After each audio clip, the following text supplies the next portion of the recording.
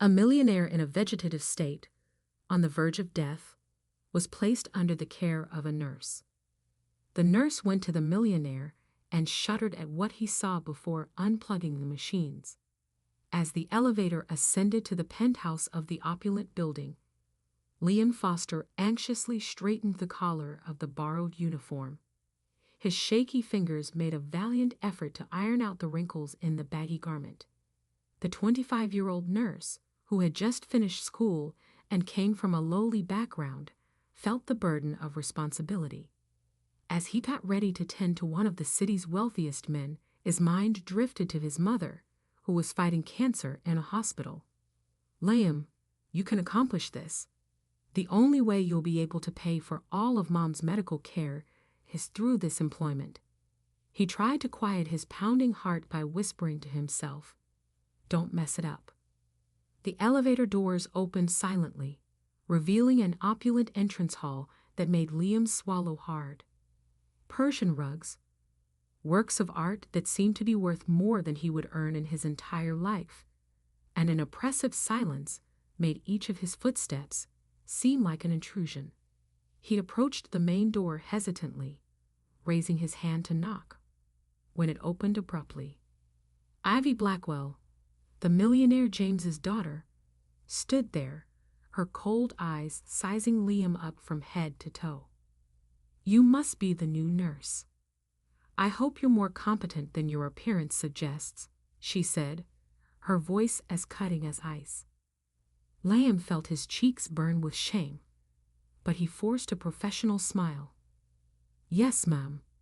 I'm Liam Foster. I'm here to take care of Mr. Blackwell," he said, extending his hand, which Ivy completely ignored. Spinning on her heels and motioning for him to follow her, she walked down the luxurious hallway. Liam couldn't help but think, "My God, what am I doing here? I don't belong in this world," Liam thought as Ivy stopped abruptly, turning to face him with a severe expression. Her icy blue eyes seemed to pierce the young nurse's soul. "Before we enter my father's room, let me make a few things clear," she began, her voice low and threatening. "This job requires absolute discretion and confidentiality. What you see here or discover within these walls must never leave here. Do you understand?" Liam nodded quickly, feeling a lump form in his throat. Ivy continued, her tone growing even harsher. "Any mistake, any slip-up, no matter how small, will result in your immediate dismissal. There will be no second chances. Are we clear?" The young nurse swallowed hard, feeling the weight of Ivy's words. He knew he couldn't afford to lose this job. His mother's life depended on it. "Yes, Mom. I understand perfectly. I promise I'll do my best and maintain the strictest confidentiality," Lion responded, his voice sounding firmer than he felt inside. His thoughts, however, were a whirlwind of worry and determination. "No matter what happens, I can't fail. Mom needs me, and I won't let her down." Satisfied with his answer, Ivy opened the door to the master bedroom, revealing a space that looked more like a luxury intensive care unit.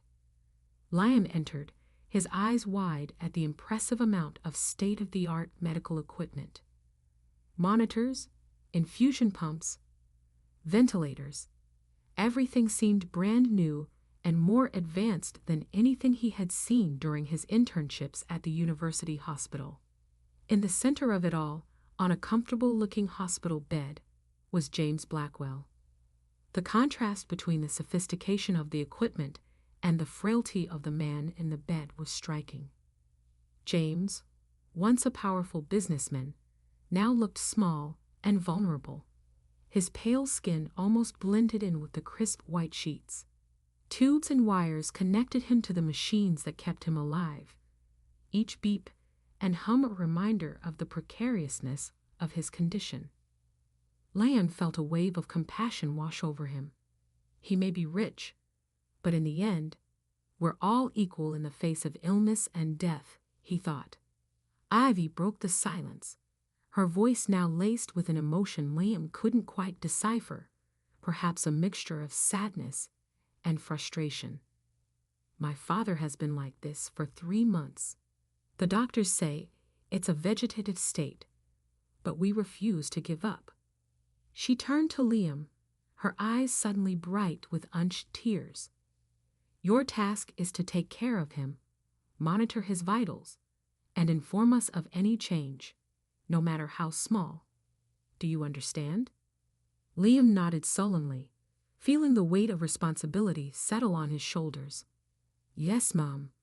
I'll do everything in my power to care for Mr. Blackwell.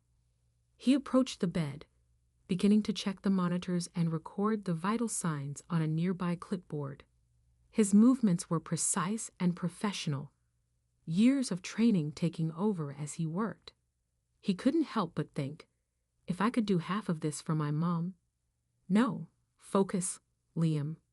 One step at a time. As Liam performed his initial checks, Ivy watched him intently, her arms crossed and her posture rigid. She seemed to be evaluating every move the young nurse made, ready to point out any mistake. The silence in the room was broken only by the rhythmic beats of the machines and James's soft, artificial breathing. Liam tried to remain calm, but he could feel beads of sweat forming on his forehead. Take deep breaths. You've studied for this. You know what you're doing, he told himself. After a few minutes of silent observation, Ivy finally spoke, her voice a bit softer than before. I'll leave you to familiarize yourself with the equipment and routine. The family doctor, Dr. Holloway, will come by later to discuss the case in detail. She paused, looking at her father with an expression that mingled love and despair. Please take good care of him. He is all we have. With those words, she turned and left the room, leaving Liam alone with James and the constant hum of the machines. Now alone in the room, Liam let out a long, trembling sigh, allowing himself a moment of vulnerability. He looked at James, studying the face of the man who, until a few months ago, was known in the papers for his strength and determination in business. Mr. Blackwell, Liam murmured softly, I don't know if you can hear me, but I promise I'll do my best to take care of you. Together, we'll fight to bring you back. He paused, feeling an unexpected connection with the patient. You know my mother is sick too.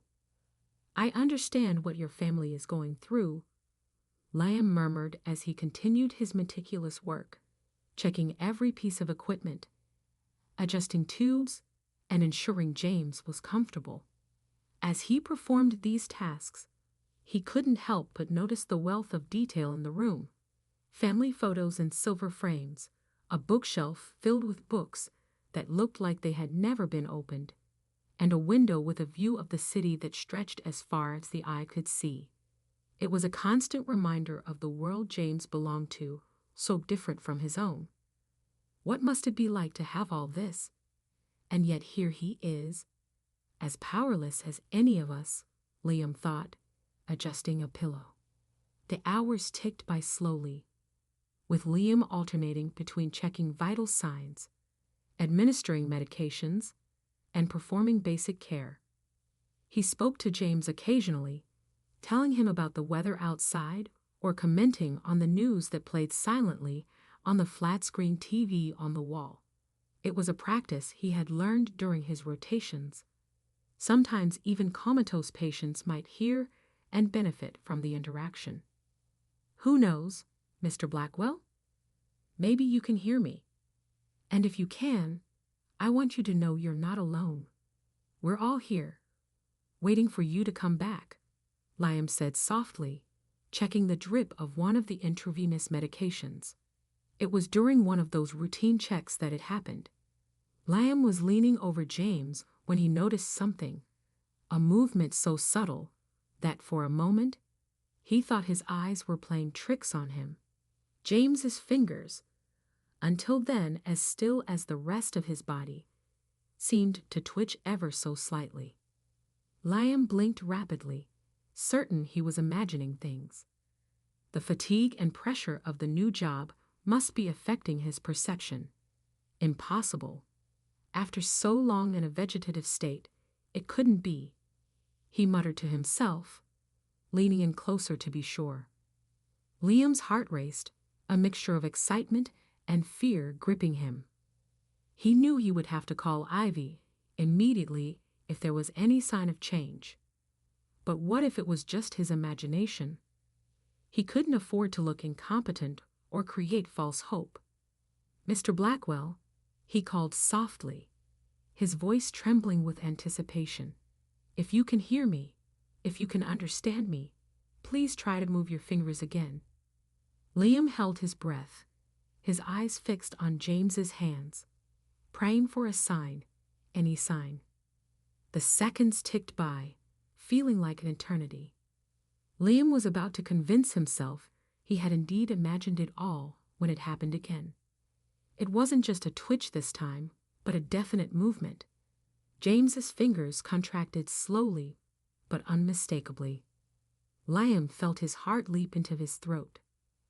"Oh my God," he whispered, adrenaline coursing through his veins. "He's responding. He's actually responding." The emotion was almost overwhelming, a mixture of joy, fear, and a staggering sense of responsibility. Without taking his eyes off James's hands, Liam leaned in even closer, his face now mere inches from the patient. He wanted to be absolutely certain before alerting the family or doctors.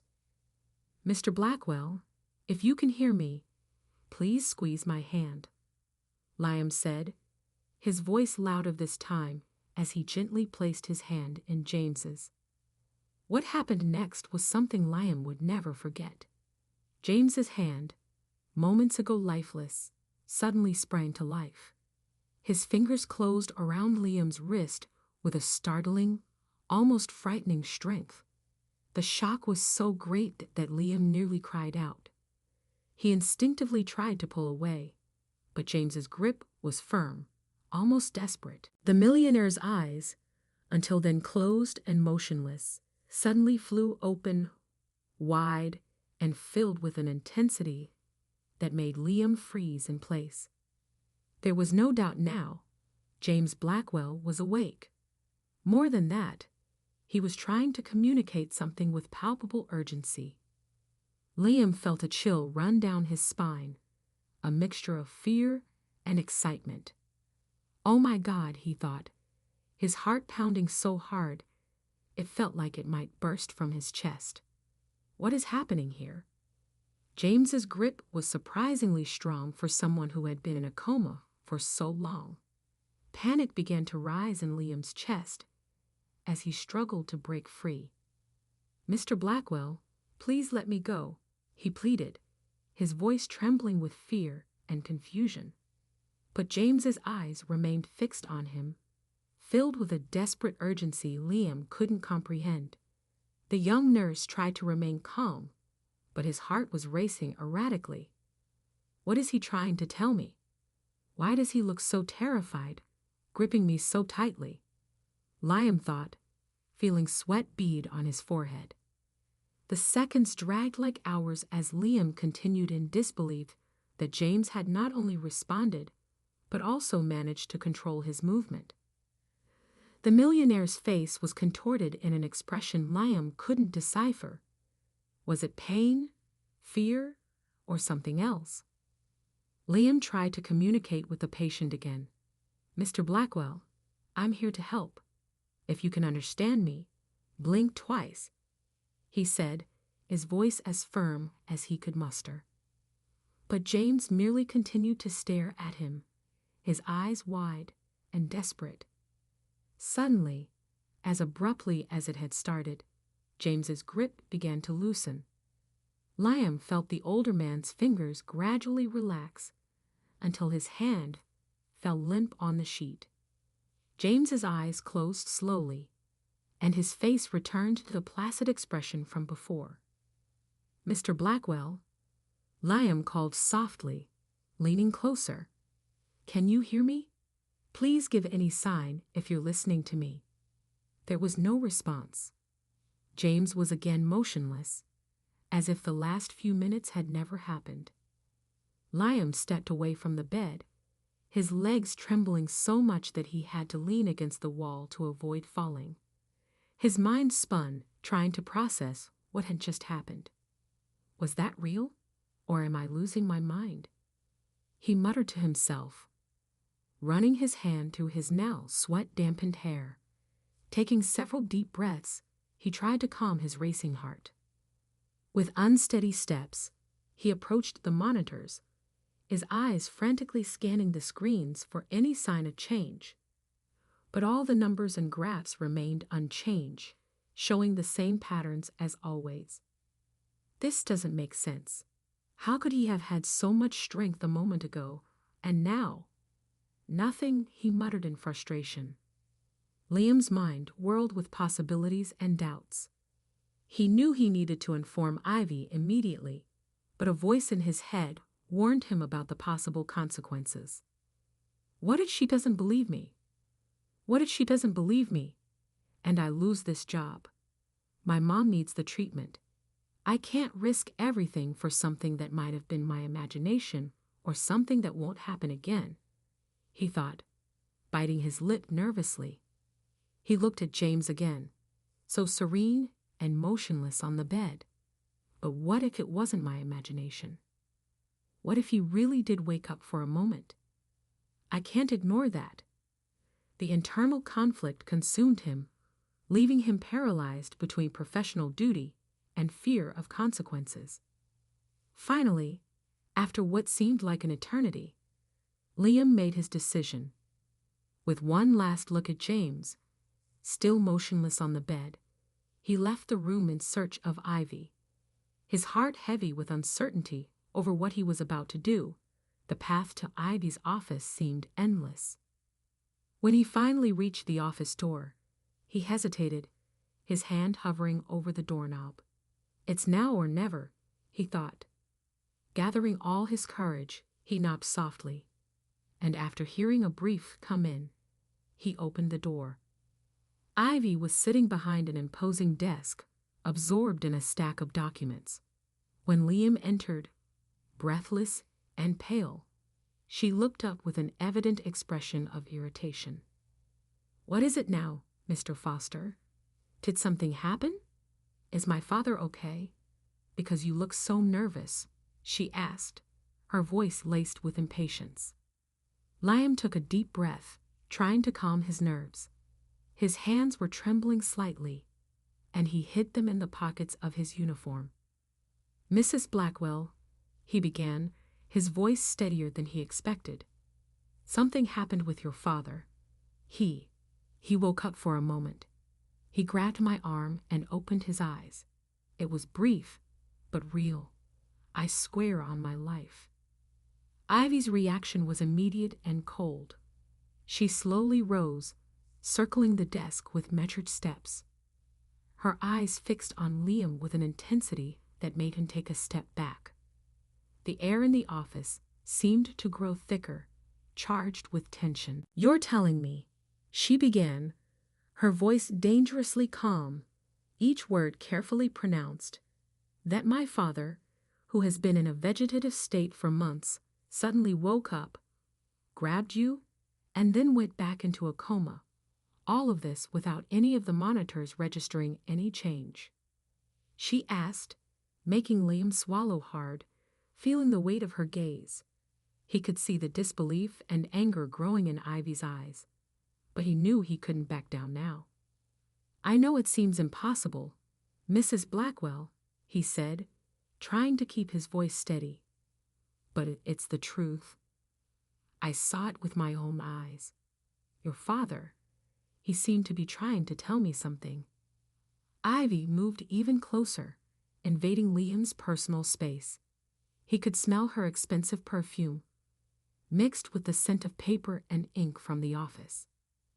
"Mr. Foster," she said, her voice now laced with threat, "let me be very clear. If this is some kind of prank or attempt to get attention, you're messing with the wrong place. I will not tolerate false hopes or emotional manipulations in this house." She paused, her eyes boring into Liam's. "We're going back to my father's room now. And if this is a fabrication of yours, consider yourself not only fired, but also sued for unethical conduct. Understood?"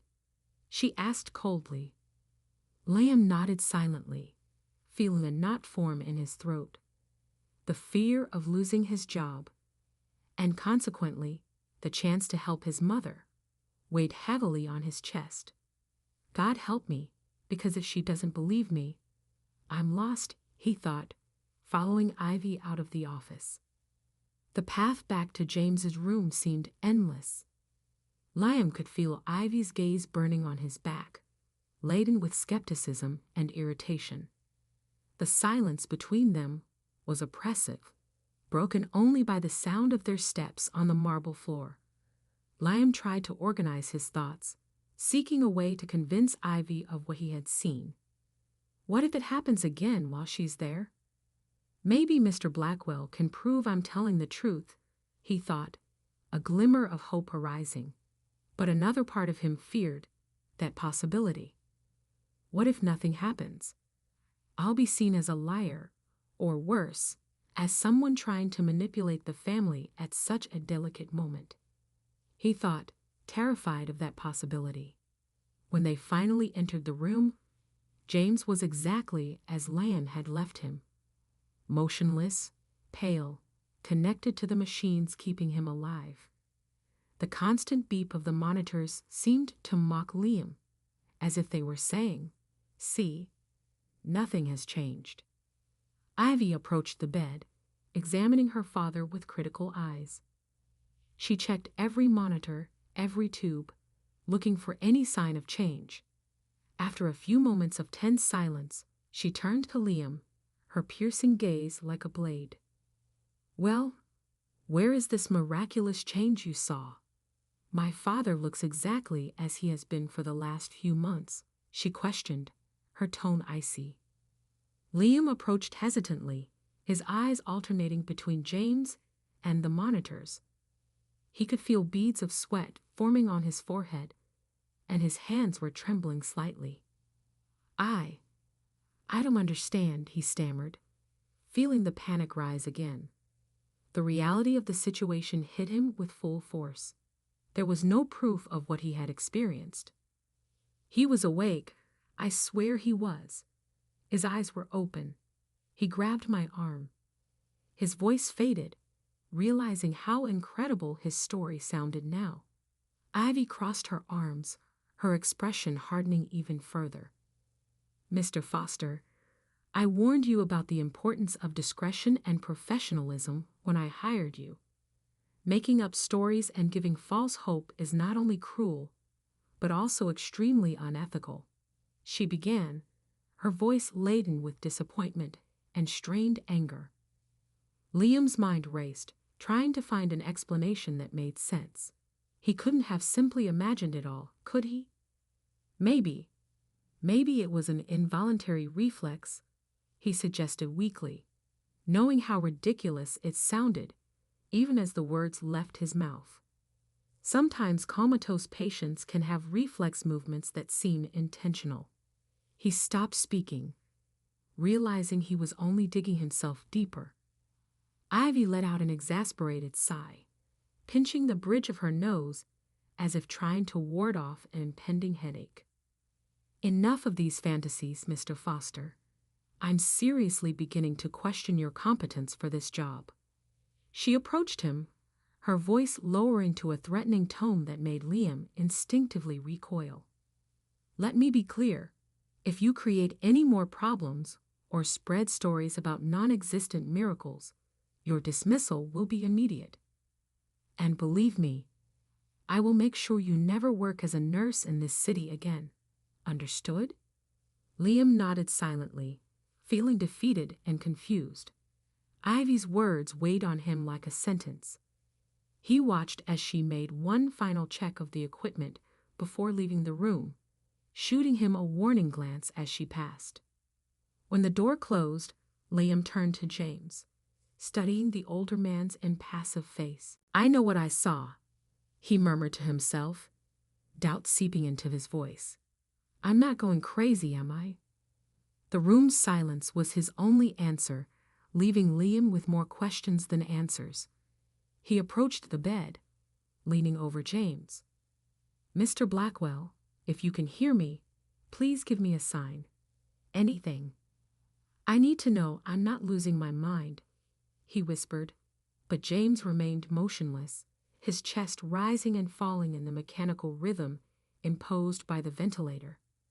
The following hours passed in a blur of routines and checks, with Liam constantly casting nervous glances at James, waiting for any sign of movement. But the millionaire remained motionless, as if the earlier incident had never occurred. Liam performed his tasks mechanically, his mind still replaying the afternoon's events.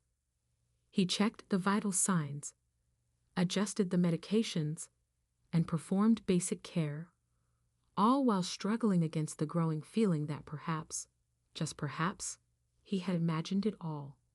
As night fell, Liam felt exhausted, both physically and emotionally.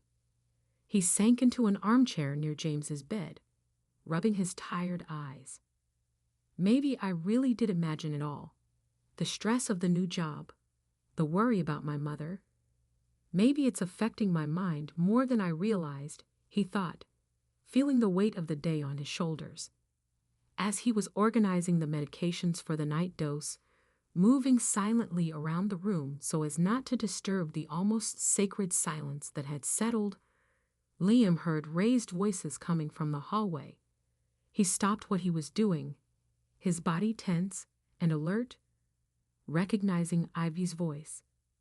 He silently approached the door, his curiosity overriding his better judgment.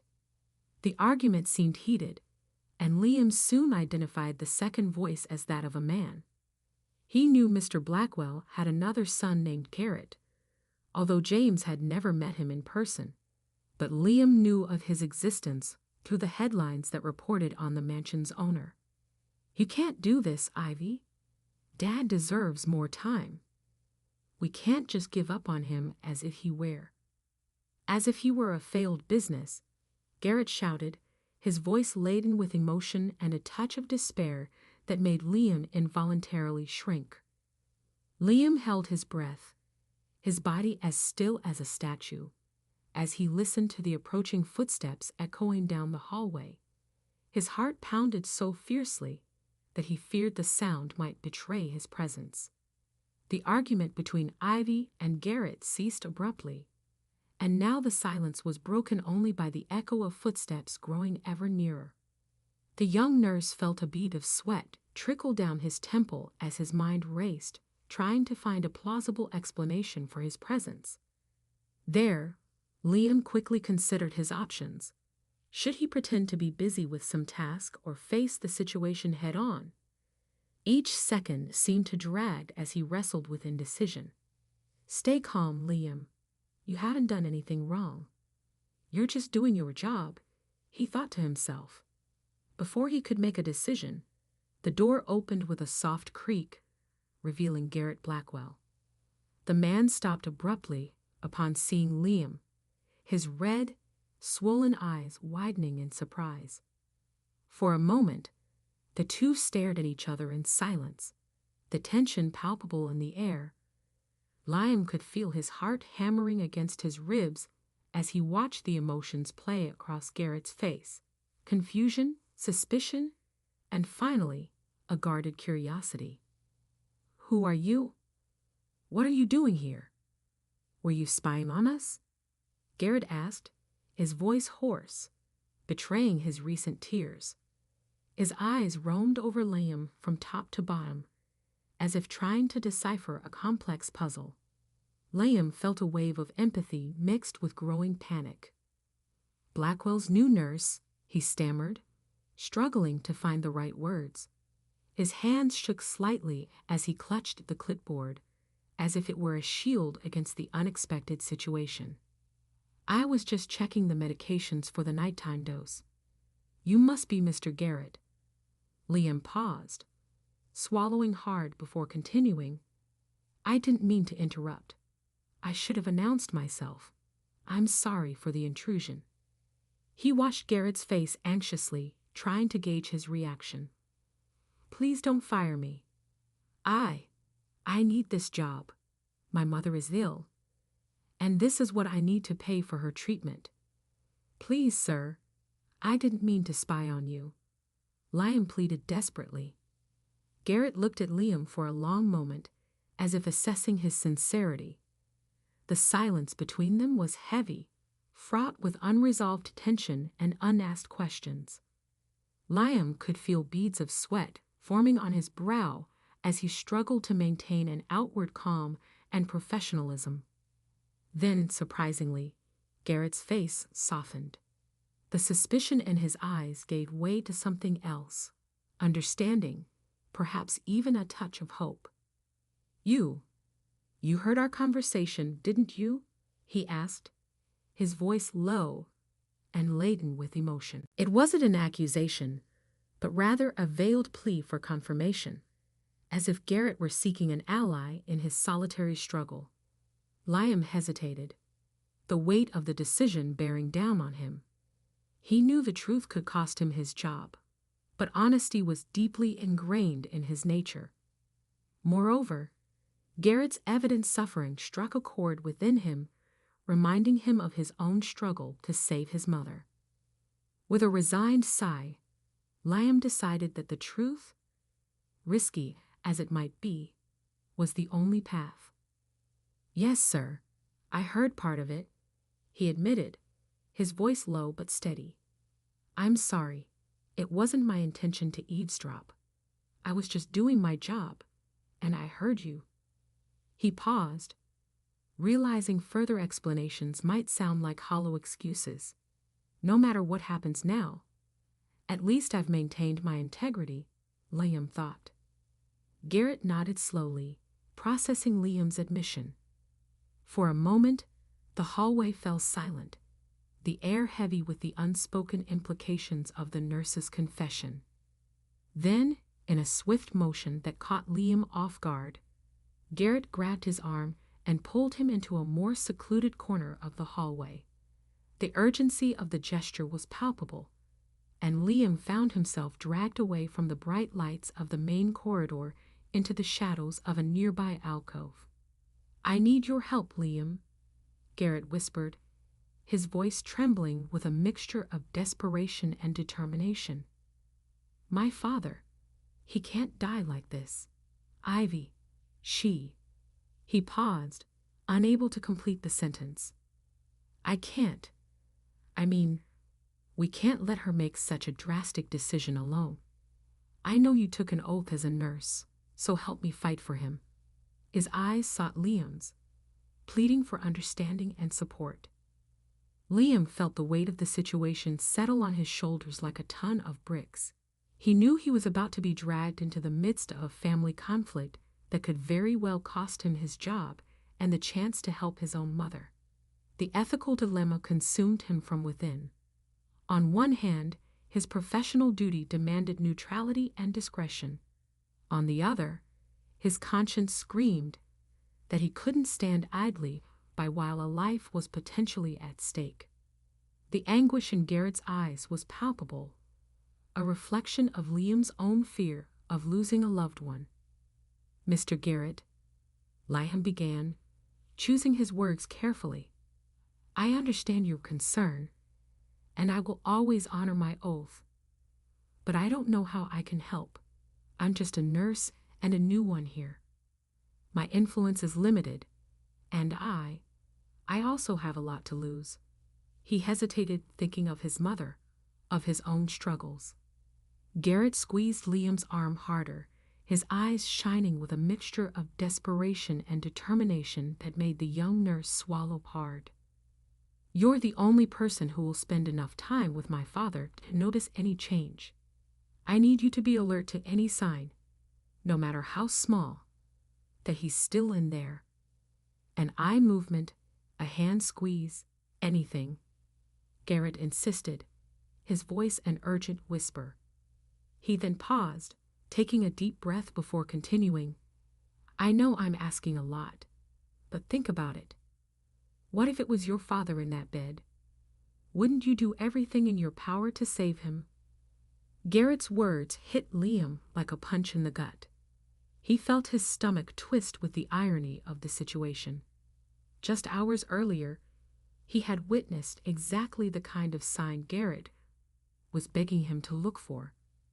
The memory of James grabbing his arm, his eyes open and desperate, was still vivid in his mind. But revealing the incident now, after Ivy had so vehemently discredited him, seemed an enormous risk.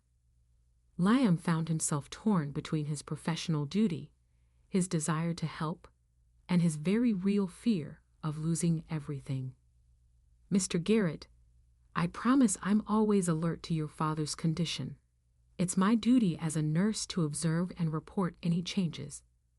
But I need you to understand that my position here is delicate. Your sister made it very clear that. Liam began, but Garrett interrupted him, his voice now an urgent whisper that barely contained his emotion. Forget Ivy for a moment, Garrett said. What do you think, honestly? Is there any chance of my father recovering? He pleaded, his eyes fixed on Liam's with an almost painful intensity. The question hung in the air between them, heavy with hope and fear. Liam could feel the weight of Garrett's expectations, the desperation of a son fighting to save his father. It was a feeling he knew all too well, an echo of his own struggle to save his mother. Liam closed his eyes for a moment, battling internally. His professional duty told him to be cautious, not to feed false hopes. But the image of James reacting, however briefly, wouldn't leave him. He knew that moment could be crucial, not only for James and his family, but for his own future as well. With a deep sigh, Liam opened his eyes, meeting Garrett's gaze with a mixture of compassion and determination. I can't make any promises. Medicine doesn't always have definite answers. But I saw something today, something I can't fully explain. He paused, weighing each word. His voice was low, but firm. Garrett's eyes widened, a flame of hope kindling in them, so bright it almost hurt to look at. What? What did you see? Tell me, please. I need to know everything.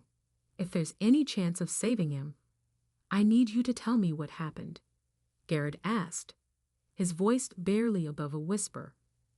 Then Garrett grabbed Liam's shoulders, shaking him gently in his urgency. The intensity of his reaction caught Liam off guard, reminding him of how much was at stake in this conversation.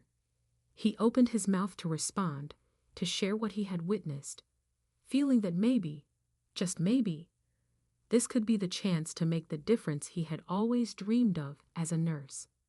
But before Liam could form the words, Ivy's cutting voice echoed down the hallway, cold and sharp as a blade. What's going on here?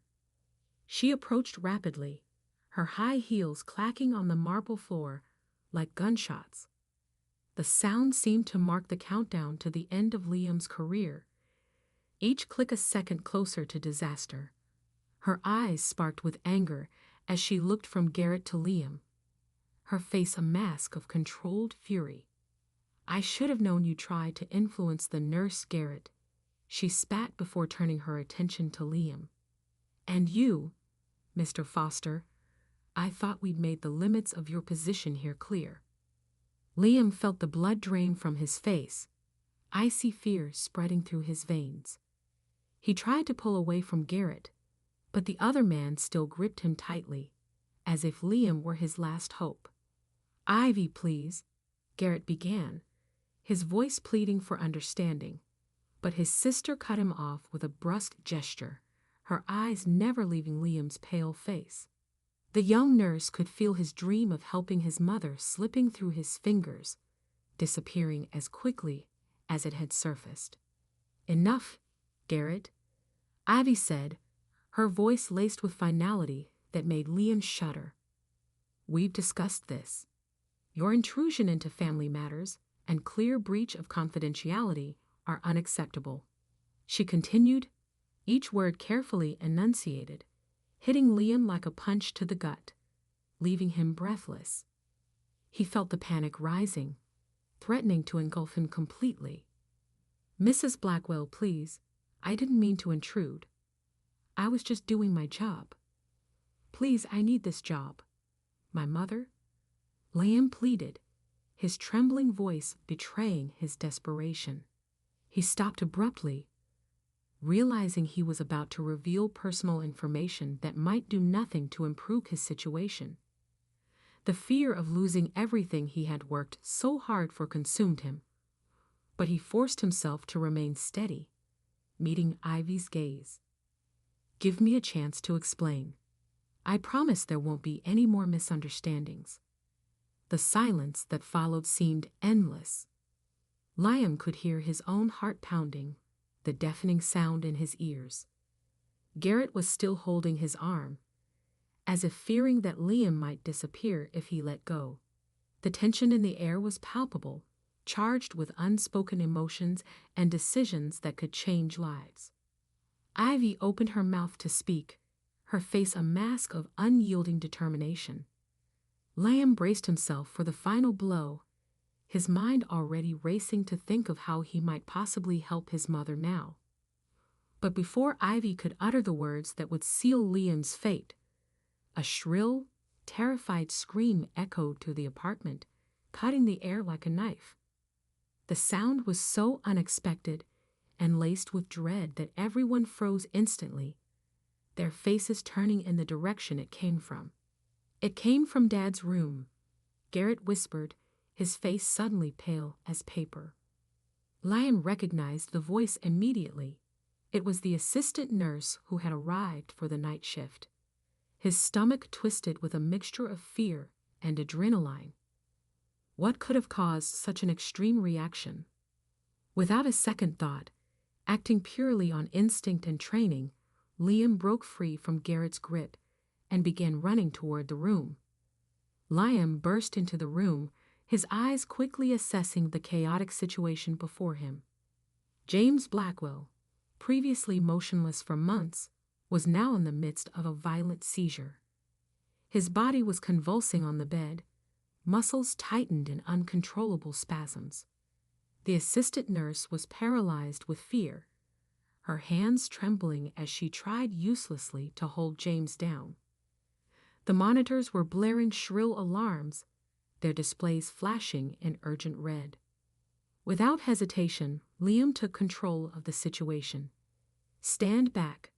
I need space to work," he shouted, gently pushing the assistant nurse aside. His thoughts raced as he approached the bed. "Stay calm, Liam. You've trained for this. Every second counts." With swift, precise movements, Liam began performing emergency procedures. He rolled James onto his side, protecting his head to prevent injury. "You get me the emergency kit and 10 milliliters of diazepam. Now." He pointed at the assistant nurse, his voice firm and authoritative. The nurse, still trembling but grateful for clear instructions, rushed to comply. Ivy and Garrett had arrived at the doorway, their faces pale with shock. "What's happening? Why is my father like this?" Ivy demanded, her voice betraying the fear she felt. Liam answered without taking his eyes off James. "Severe seizure. Please stand back and let me work." The nurse returned with the kit and medication. Liam administered the diazepam swiftly, his movements fluid and assured. "Monitor his vitals and report any changes to me," he instructed the nurse, who now seemed more composed. He continued working tirelessly, checking James's airways, adjusting his body position, ever watchful for any sign of improvement or deterioration. The minutes seemed to drag on, each second marked by the frantic beeps of the monitors and Garrett's muffled sobs in the background. Liam felt beads of sweat trickling down his forehead, but he dared not take his hands off James to wipe them away. "Come on, Mr. Blackwell. Stay with me. You're stronger than this," he murmured softly. Gradually, the convulsions began to subside. James's breathing, once erratic and shallow, started to stabilize. Liam felt a wave of relief cascade through his body, but he maintained his focus. "His vitals are normalizing," the nurse reported, her voice now steadier. Liam nodded, allowing himself a small smile. "Good work," he told her. "Keep monitoring him closely." He turned to Ivy and Garrett, who were watching the scene with a mixture of fear and hope. "He's stabilizing, but we need to call a doctor immediately." Minutes later, Dr. Holloway rushed into the room, his white coat billowing behind him. "What happened?" "I received an emergency call from Mrs. Ivy. Can you brief me on what happened with the patient?" he asked, already moving to examine James. Liam stepped aside, allowing the doctor full access to the patient. He quickly recounted the events, his voice professional and concise. "Generalized seizure, approximately 5 minutes in duration. Administered 10 milligrams of diazepam and performed standard emergency procedures." Dr. Holloway listened attentively, his skilled hands examining James as Liam spoke. After a few minutes of thorough examination, Dr. Holloway straightened up, a pensive look on his face. He turned to Liam, an expression of approval in his eyes. "Excellent work, Mr. Foster. Your swift and precise actions likely saved Mr. Blackwell's life." Liam felt a surge of pride and relief course through his body. He had done his job and done it well. The doctor turned to Ivy and Garrett, who were anxiously awaiting news. "Your father's condition is stable now, but we'll need to run further tests to understand what triggered this seizure. It could be a sign of increased brain activity, but I don't want to raise false hopes." Ivy, who until then had maintained an impassive expression, finally let her mask of control slip. She approached Liam, her eyes a complex mix of emotions. "Mr. Foster," she began, her voice trembling slightly, I owe you an apology. Your actions today went above and beyond what we could have expected." She paused as if struggling internally. "You may continue working here, but understand that you will still be under close observation. I don't want any more intrusions into our personal lives," she stated. Liam nodded, feeling an enormous weight lifting off his shoulders. "Thank you, Mrs. Blackwell. I promise I won't let you down." The following hours passed in a blur of activity. Tests were performed, medications adjusted, and constant vigilance was maintained over James. Liam worked tirelessly, assisting Dr. Holloway and ensuring that James remained stable. The room, once an oasis of calm, was now a hub of frantic activity. Nurses came and went, bringing equipment and test results. Liam coordinated everything with an efficiency that surprised even himself. "So we need another scan," he demanded, his mind focused, processing every new piece of information and adjusting the care plan as needed. When he finally had a moment to breathe, Liam found himself alone in the room with James. The silence was a welcome change after the previous chaos. He allowed himself to drop into a chair near the bed, exhausted but vigilant. "That was a close one, Mr. Blackwell, but you're a fighter, aren't you?" he murmured, observing the now serene face of the patient. Liam rubbed his tired eyes, feeling the weight of the day's events.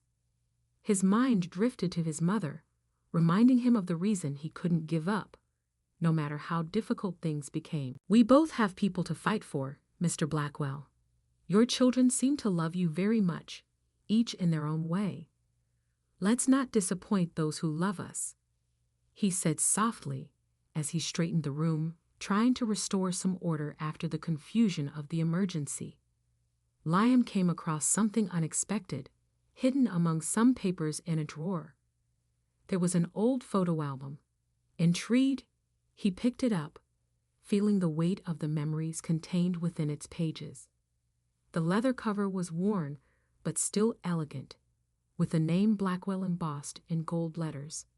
Perhaps this could help, he thought, remembering having read about the benefits of familiar stimuli for comatose patients.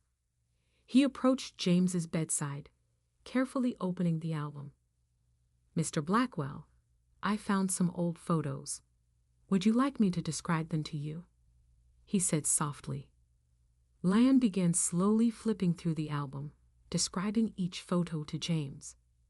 There were images of a young, happy family, James, much younger, with Ivy and Garrett as children, holiday snaps, birthdays, everyday moments frozen in time. "Look, Mr. Blackwell, this must be from Ivy's first birthday," Liam commented, describing a photo of a smiling baby with cake on her face. "And here is that picture of you teaching Garrett to ride a bike," he said. As he spoke, Liam watched James's face intently, searching for any sign of reaction. That's when it happened. So subtle, it was almost missed. James's eyes moved, following the images Liam was showing. Liam's heart leaped. "Mr. Blackwell, can you hear me? Can you see the photos?" he called, leaning in closer, excited by the possibility of a breakthrough. Liam decided to call Garrett. He knew he was risking a lot, especially after Ivy's warning, but he felt it was the right thing to do. His hands trembled slightly as he picked up the phone. "Stay calm, Liam. This could be important, but try not to give false hope," he murmured to himself. Quickly, he sent Garrett a message asking him to come to the room immediately. As he waited, he continued showing James the photos, his heart racing with the hope that perhaps, just maybe, they were witnessing the beginning of a miracle. "Come on, Mr. Blackwell. Show us you're still in there. Your family needs this sign," he whispered encouragingly. Garrett arrived within minutes, his face a mixture of anxiety and hope. He rushed into the room, his eyes darting between Liam and his father. "What is it, Liam? Has something happened?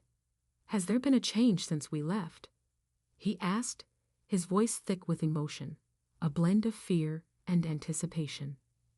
Liam nodded, trying to contain his excitement so as not to raise expectations too high. "I believe so, Mr. Blackwell. Your father, I think he's responding to the photos." "Look," he started, showing the images again and narrating each one as he had before. His eyes flicked between the album and James's face, anxiously awaiting a repeat of the movement he had witnessed moments earlier. But to his despair and confusion, James remained utterly motionless. There was no eye movement, no sign of the reaction Liam was certain he had seen just moments ago. The room seemed to have grown quieter, the tension palpable in the air. Liam continued displaying the photos, his voice growing increasingly anxious as he turned the pages. "Look, Mr. Blackwell, here you are at Ivy's wedding. Do you remember that day?" But James remained impassive, his face a mask of serenity that now seemed to mock Liam's hopes. Garrett watched for a few minutes, his initial hopeful expression morphing into one of disappointment. The light of hope in his eyes gradually dimmed, replaced by a deep sadness that Liam could almost feel physically. Finally, Garrett placed a hand on Liam's shoulder, gently interrupting his frantic narration. He turned to the nurse, his eyes a complex blend of emotions, sadness, frustration, and what hurt Liam the most, a flicker of suspicion. Liam, I understand you want to help, but are you sure? Sure about what you saw? There doesn't seem to be any reaction now, Garrett said, his voice weary and defeated. Liam felt his stomach sink. The disappointment on Garrett's face was like a weight on his chest. He knew what he had seen, but how could he prove it? How could he convince Garrett when the evidence had vanished as mysteriously as it had appeared? I swear, Mr. Blackwell, he was responding. I wouldn't make something like that up. Please believe me, he said, his voice thick with desperate conviction.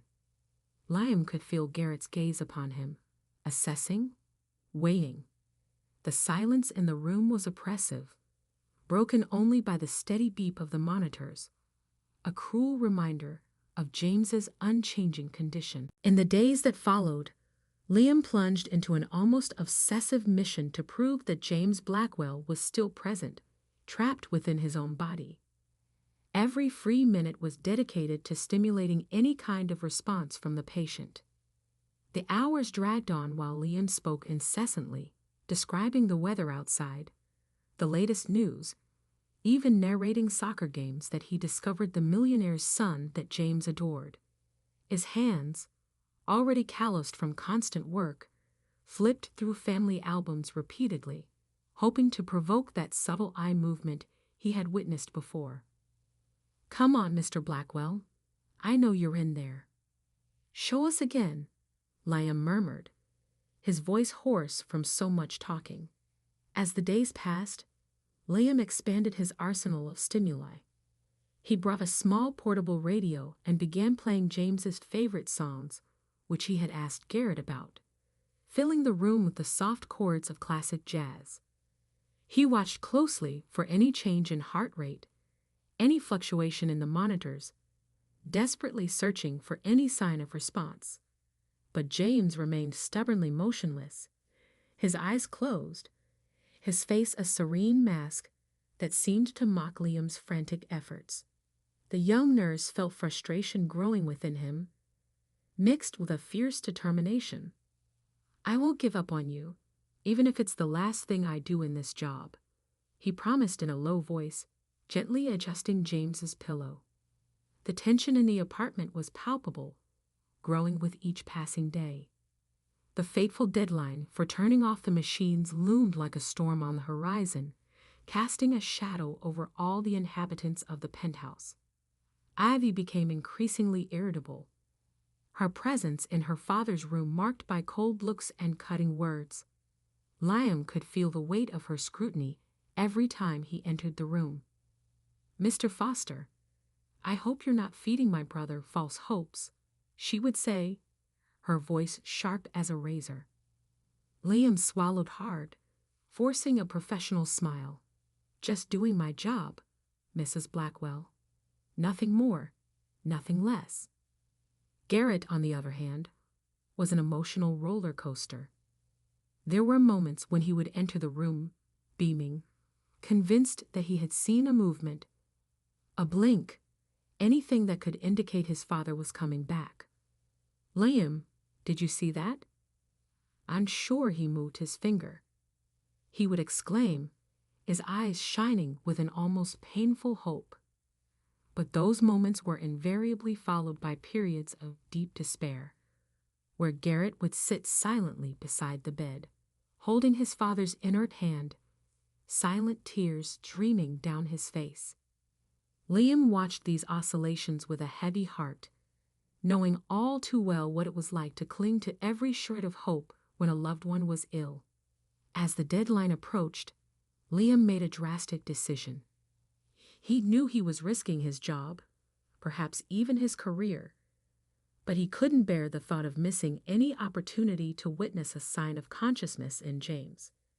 Against Ivy's express orders, he decided to spend the night in the room. It's just an extra precaution. I want to make sure we're closely monitoring any changes over the next 24 hours, he thought. Night fell over the city, the incandescent lights twinkling outside like earthly stars. Liam settled into an armchair beside James's bed, determined to remain awake and vigilant. The hours dragged on, marked only by the rhythmic beeping of the monitors and James's artificial breathing. Liam fought against sleep, his eyes burning with the effort to stay open.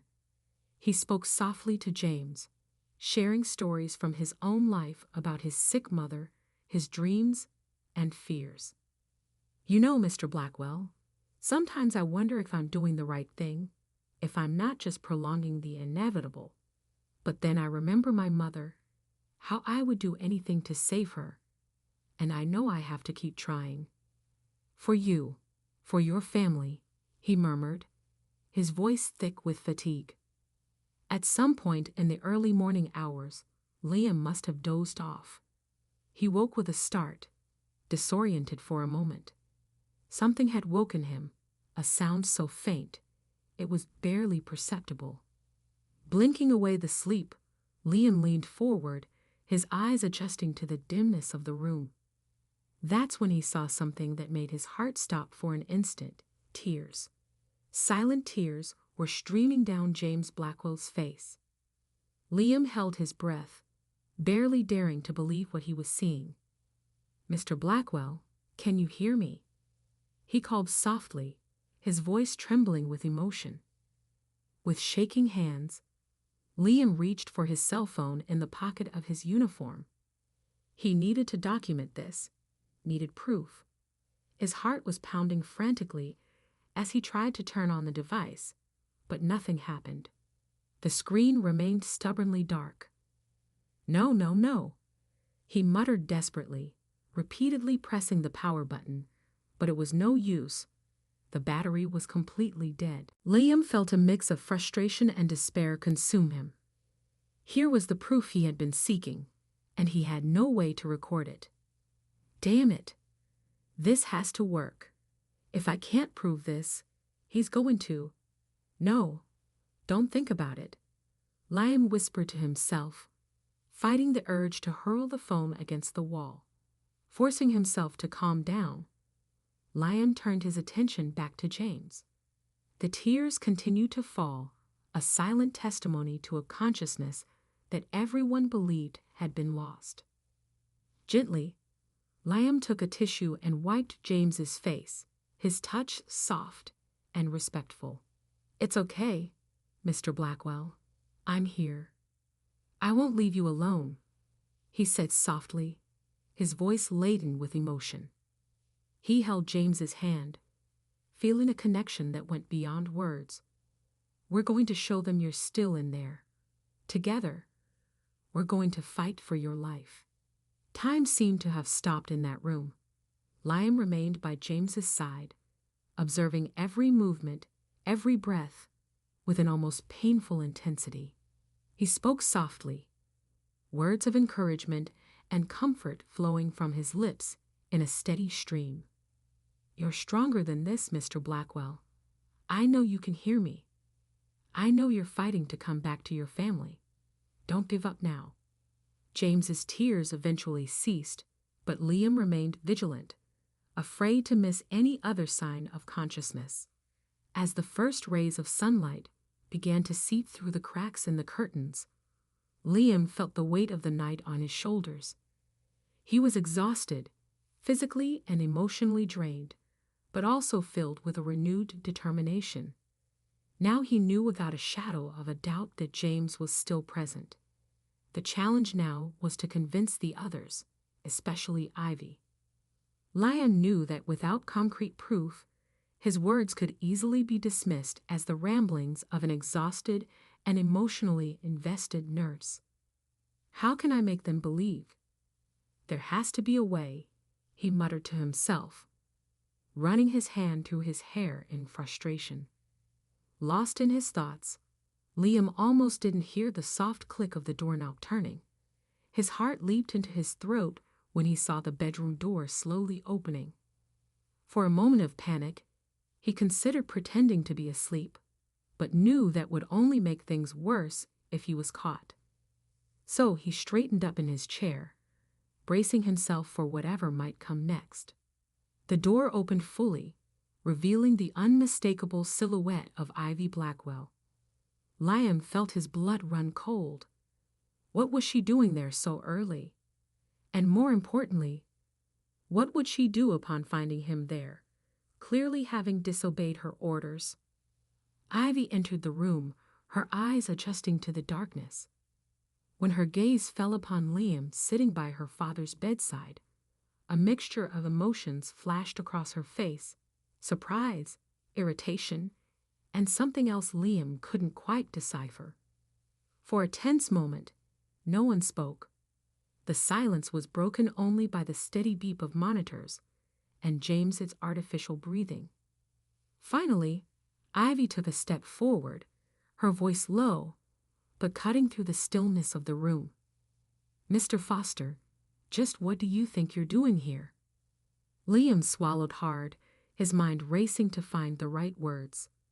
He knew this moment could define everything: his job, James's future, perhaps even his own career. "Mrs. Blackwell, I know this looks irregular, but something happened tonight that you need to know about," he began, forcing his voice to remain steady. He paused, gathering courage before continuing. "Your father," he cried, real tears. "I saw it with my own eyes." Liam watched Ivy's face, searching for any sign that she believed him. "Please," he thought desperately, "please believe me." Ivy's expression was difficult to read. She took a few more steps into the room, her eyes alternating between Liam and her father's serene face. "Tears, Mr. Foster. I understand you want to help, but," she repeated, her voice a mixture of skepticism and what might have been hope. She stopped, seeming to struggle with her own emotions. Liam saw an opportunity and seized it with both hands. "I know how it sounds, but I swear on my life it's true. I tried to record it, but my phone was dead, Mrs. Blackwell. I know I don't have concrete proof, but I beg you to consider the possibility. What if your father is still in there, fighting to communicate?" he said quickly, rising from his chair. The silence that followed seemed endless. Liam could hear his own heart pounding frantically, the deafening sound in his ears. Ivy remained still, her gaze fixed on James. When she finally spoke, her voice was almost a whisper. "Do you have any idea what you're doing, Mr. Foster?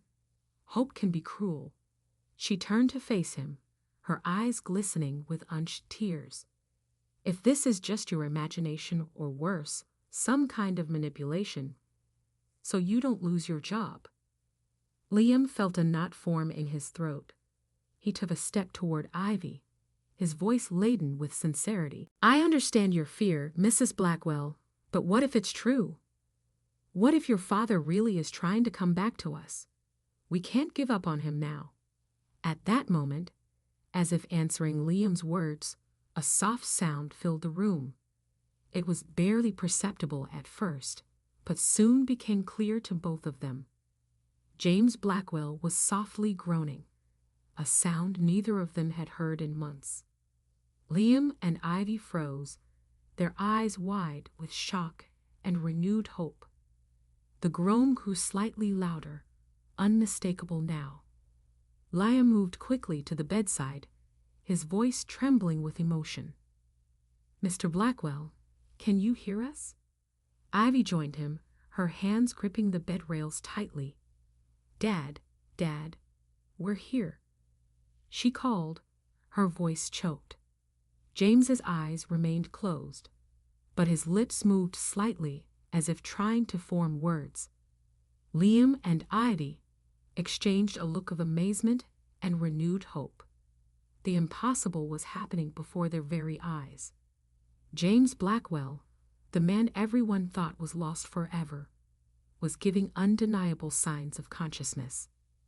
Liam felt a wave of emotion wash over him, a mixture of relief, joy, and an overwhelming sense of purpose. He had believed when everyone else had given up, and now everything was about to change. Call Dr. Holloway. "I think we just witnessed the start of a miracle," he told Ivy, his voice firm and resolute. Dr. Holloway arrived at James's room with surprising swiftness, his face a mixture of professional skepticism and barely concealed curiosity. Liam watched anxiously as the doctor performed a series of tests, his heart pounding with a mixture of hope and fear. The cold stethoscope slid over James's chest, bright lights were shone into his eyes, and verbal commands were given in varying tones. Each second felt like an eternity to Liam, who alternated his gaze between James's impassive face and Dr. Holloway's concentrated expression. The tension in the room was palpable, the silence broken only by the constant beeps of the monitors and the occasional murmur from the doctor. "Please, show us something, anything, Mr. Blackwell. Prove you're still in there." Liam thought desperately, his hands clenched into fists by his sides. After what seemed an eternity, Dr. Holloway stepped back from the bed, his face now a carefully constructed mask of professionalism. Liam felt his heart sink as he saw the doctor's expression, recognizing the subtle signs of disappointment and resignation. The young nurse fought the urge to intervene, to insist that the doctor look again, to search deeper.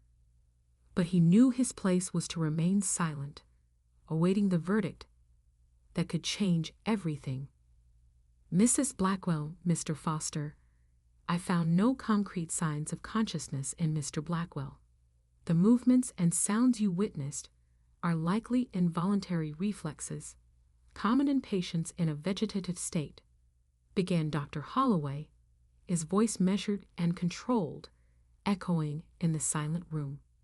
The doctor paused, letting the words sink in, his eyes moving between Liam and Ivy, assessing their reactions. "I understand the desire to see progress, but we must be realistic about Mr. Blackwell's condition." Liam felt like the ground had disappeared from beneath his feet, an abyss of despair opening in his chest.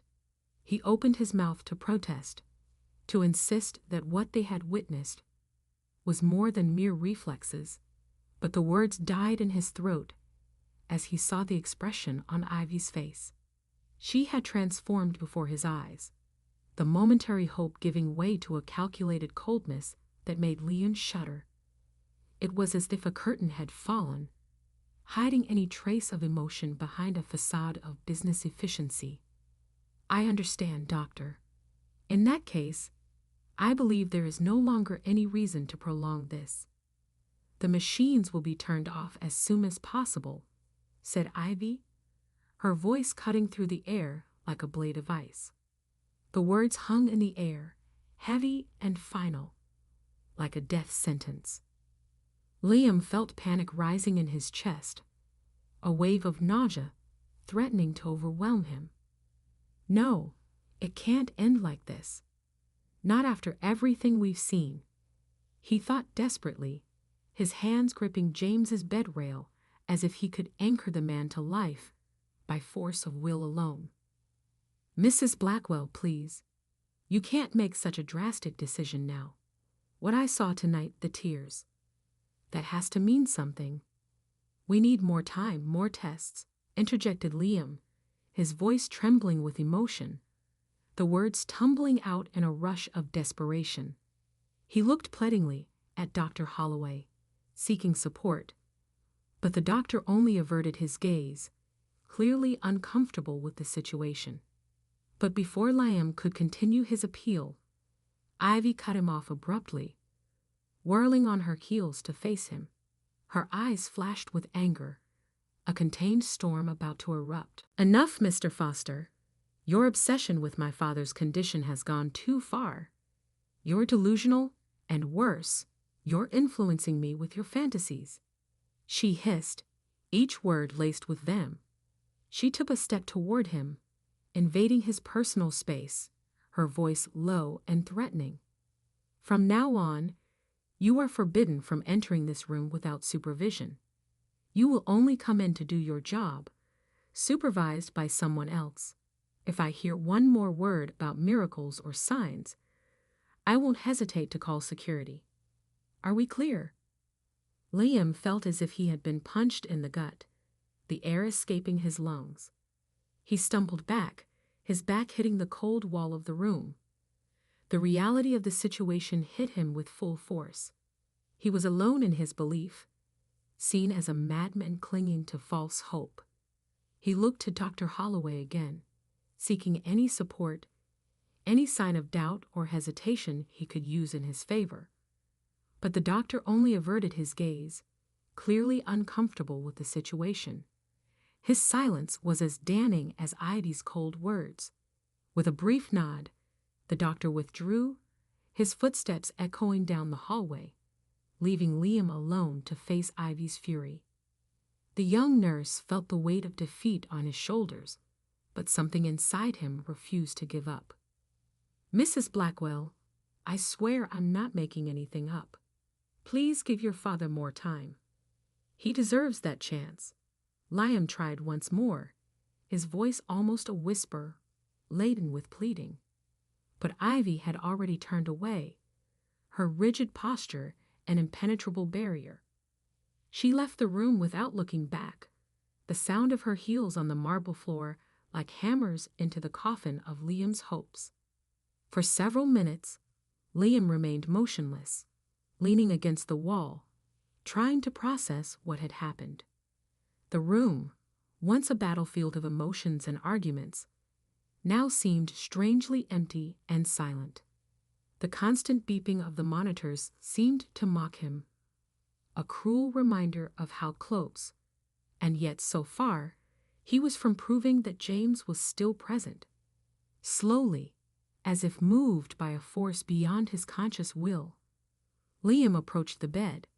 His eyes traced James's serene face, desperately searching for any sign, however small, of the awareness he was sure he had witnessed. "I won't let them give up on you and unplug the machines. I might lose my job, but I won't give up on what's right to do," Liam muttered, his determination growing again, fueled by the injustice of the situation. With hurried steps and a heavy heart, Liam left the room in search of Garrett. His mind raced, trying to formulate a plan, a strategy, anything that could reverse the seemingly hopeless situation. He found James's younger son in the office, an elegant but oppressive room filled with reminders of the empire James had built. Garrett was leaning over a pile of documents, his face a mask of exhaustion and worry that seemed to have aged years in just a few days. When Liam entered, Garrett looked up, a spark of hope briefly shining in his eyes before quickly being replaced by resignation, as if he already expected bad news. "Liam, what happened?" I heard raised voices. Ivy sounded furious. He said, his voice tired and hoarse, betraying sleepless nights and days of constant worry. Liam approached the desk, his words pouring out in a desperate torrent, as if fearing that if he stopped speaking, the reality of the situation would crush him completely. He told about the tears he had witnessed during the night, the moans he and Ivy had heard, Dr. Holloway's skeptical reaction, and Ivy's cold, calculated decision. His hands gesticulated frantically as he spoke, his eyes pleading with Garrett to believe him, to see the truth behind his words. "Garrett, I swear on my life, your father is in there. He's trying to communicate, trying to come back to us. We need more time. We can't let him go like this, not when there's a chance, however small." Garrett listened in silence, his face a complex mixture of emotions: hope, fear, doubt, and a deep, overwhelming sadness. When Liam finished, he let out a deep sigh, the sound carrying the weight of all the lost battles and frustrated hopes of the past months. Running his hand through his hair in a gesture of frustration that was so reminiscent of his father, Liam felt a pang in his chest. Garrett finally spoke. Liam, I want to believe you more than anything in the world. I want to believe my father is still with us, but I'm losing hope. Every day that passes, every negative test, it's like losing my father all over again. It's like watching him die a little more with each hour, he explained, visibly struggling with the words, as if each one was a betrayal of everything he wanted to believe. Liam felt his heart ache with the evident pain in Garrett's voice. He knew that feeling well, the despair of watching someone you love slowly slip away, powerless to stop it. It was like reliving his own mother's illness, that suffocating feeling that no matter how hard you try, it's not enough. Can't we stop Ivy? There must be some legal process we can start to buy more time, Liam asked, grasping at any possibility, however remote. Garrett shook his head sadly, his eyes fixed on a family photo on the desk. James, younger and full of life, his arms around a young Ivy and Garrett. She has the medical power of attorney, Dad. He trusted her judgment. Legally, there's nothing we can do. The decision is hers, he said, the words coming out like a painful confession. The revelation hit Liam like a bucket of cold water, extinguishing the last embers of hope he was trying to keep alive. He stepped away from the desk, unable to remain still. His mind raced for a solution, anything that could change the course of events that seemed to be unfolding inexorably toward a tragic end. He couldn't let things end like this, not when he was so certain that James was still present, fighting to come back. It was madness, of course, but at this point, what choice did he have? Liam fell silent for a moment, his mind churning with possibilities and risks. The conversation with Garrett had only confirmed his suspicions. Legally, there was nothing they could do to stop Ivy. But Liam couldn't accept that, not when he was so certain that James was still present, struggling to communicate.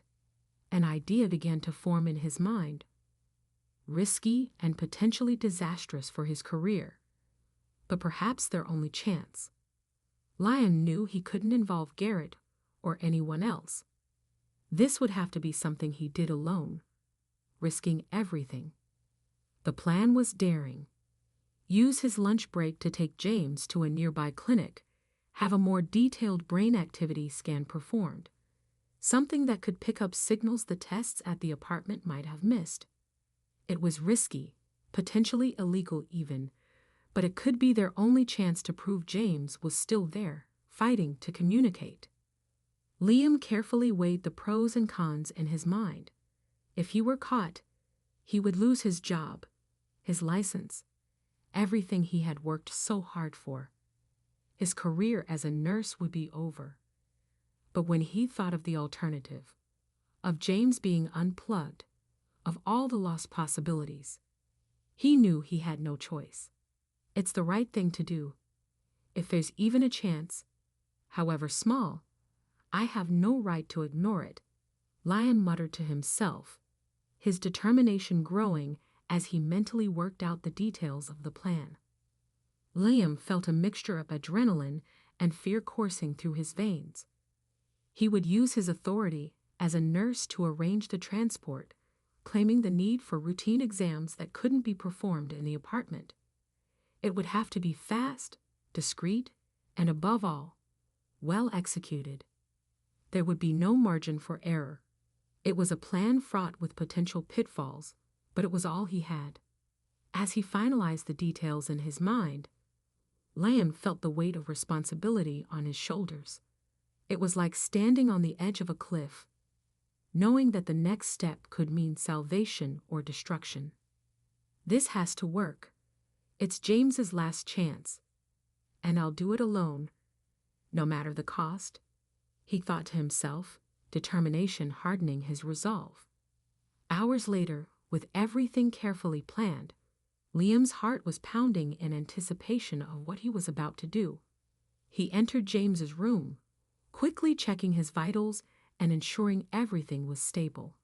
With careful movements, he began preparing James for transport, disconnecting non-essential monitors and organizing the necessary portable equipment. As he worked, Liam couldn't help but speak softly to James. "Come on, Mr. Blackwell. I know you're in there.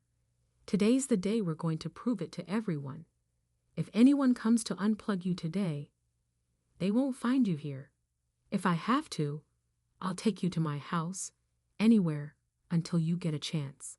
His hands trembled slightly as he adjusted the tubes and checked the connections. The magnitude of what he was about to do hit in full force. If he were caught, it wouldn't just be his job at risk, but his entire career. With James ready for transport, Liam took one last look around the room, ensuring he hadn't left any evidence of his plans behind. He checked his watch. Just a few minutes until his official lunch break. The timing was crucial. It was at that moment that Liam heard it. The soft but unmistakable sound of the private elevator rising. His heart seemed to stop for an instant. No one should be arriving now. Ivy had warned that they would unplug as soon as possible after the diagnosis, so the sound of the elevator seemed to mark the end of the countdown to what could be the end of everything Liam had planned. Liam felt his body freeze, panic rising in his chest like a cold wave. His eyes frantically scanned the room, searching for any evidence of his plans he might have left in plain sight. The transport cart, the equipment bags. It all needed to be hidden and fast. With frantic movements, he began pushing the cart towards the room's spacious closet, his heart pounding so hard he thought it might burst at any moment. Come on, it can't end like this. Not now," he muttered to himself, adrenaline coursing through his veins as he struggled to hide the evidence. Liam heard voices approaching down the hallway.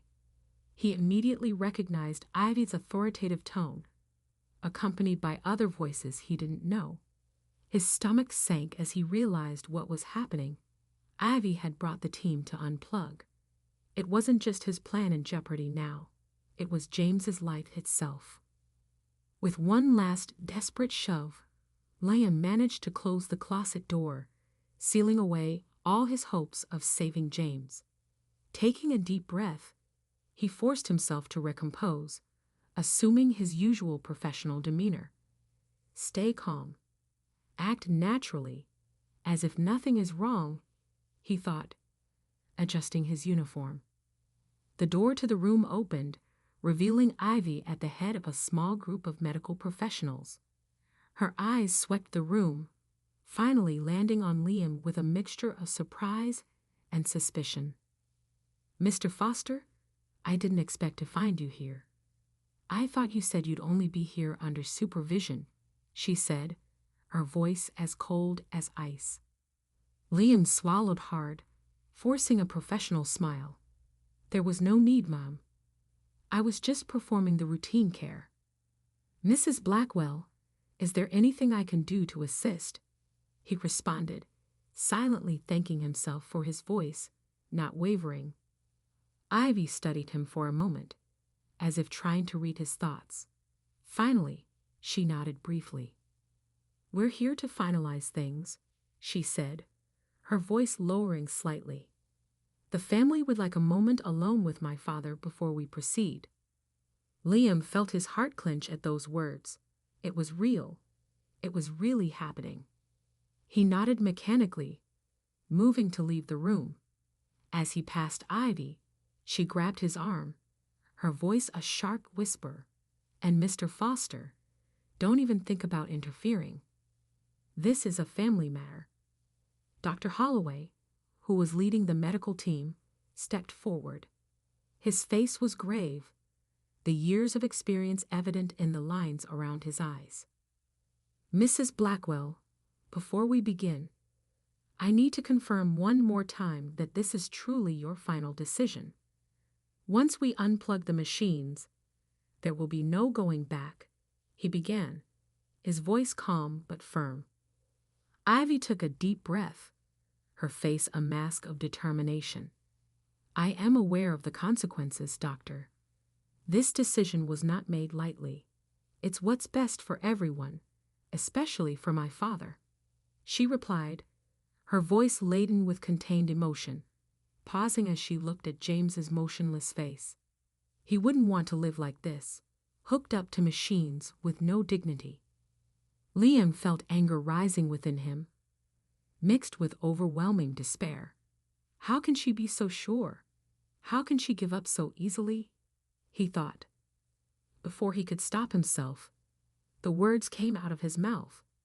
With all due respect, Mrs. Blackwell, I don't think it's best for Mr. Blackwell. He has shown signs of improvement, however small. Can't we give him more time? He said, his voice shaking slightly. The silence that followed was deafening. All eyes turned to Liam, some in shock, others in anger. Ivy took a step toward him, her eyes flashing dangerously. Mr. Foster, your opinion wasn't asked for. You're just a nurse, not a family member or the attending physician.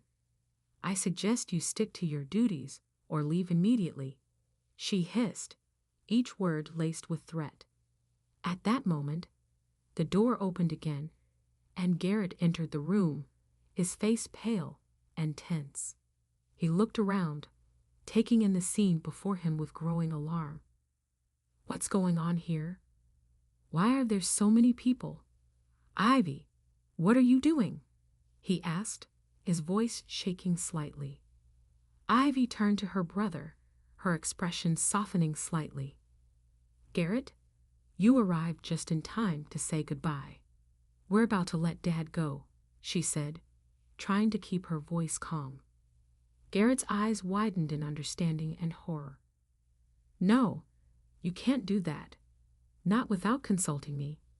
He's my father too, Ivy. He shouted, advancing toward James's bed. He turned to Liam, his eyes pleading for support. You don't agree with this, do you? Tell me you don't agree with this. Liam shook his head vehemently, feeling a wave of relief at finally having an ally. No, Mr. Blackwell, I don't agree. I believe your father still has a chance. He has shown signs of improvement, small but significant. If we could just give him more time. Enough, Ivy shouted, her composure finally breaking. Liam Foster, you're fired. Leave this room immediately. Your interference in family matters is unacceptable. I've given you too many chances already. Enough is enough. Leave my house now, she shouted, her eyes flashing with anger. Liam felt like he had been punched in the gut. Being fired meant losing not only his job, but the chance to help his own mother. The tension in the room was palpable, the air heavy with unspoken emotions and conflicts about to erupt. Garrett looked from Liam to Ivy, clearly torn between his desire to believe there was hope and the fear of clinging to false expectations. Ivy, what if? What if Liam is right? What if Dad really does have a chance? Can't we at least consider giving him more time? He began hesitantly, putting a hand on his sister's arm. Ivy let out a bitter laugh, pulling away from Garrett's touch. You too, Garrett. Don't you see? This is just prolonging the inevitable. Dad wouldn't want to live like this, dependent on machines with no quality of life. We're being selfish keeping him here. Besides, he appointed me as his legal medical proxy. There's nothing you can do, and Dad was undoubtedly right about that. You're delusional to believe there's any chance here. The doctors have already said they've done all they can.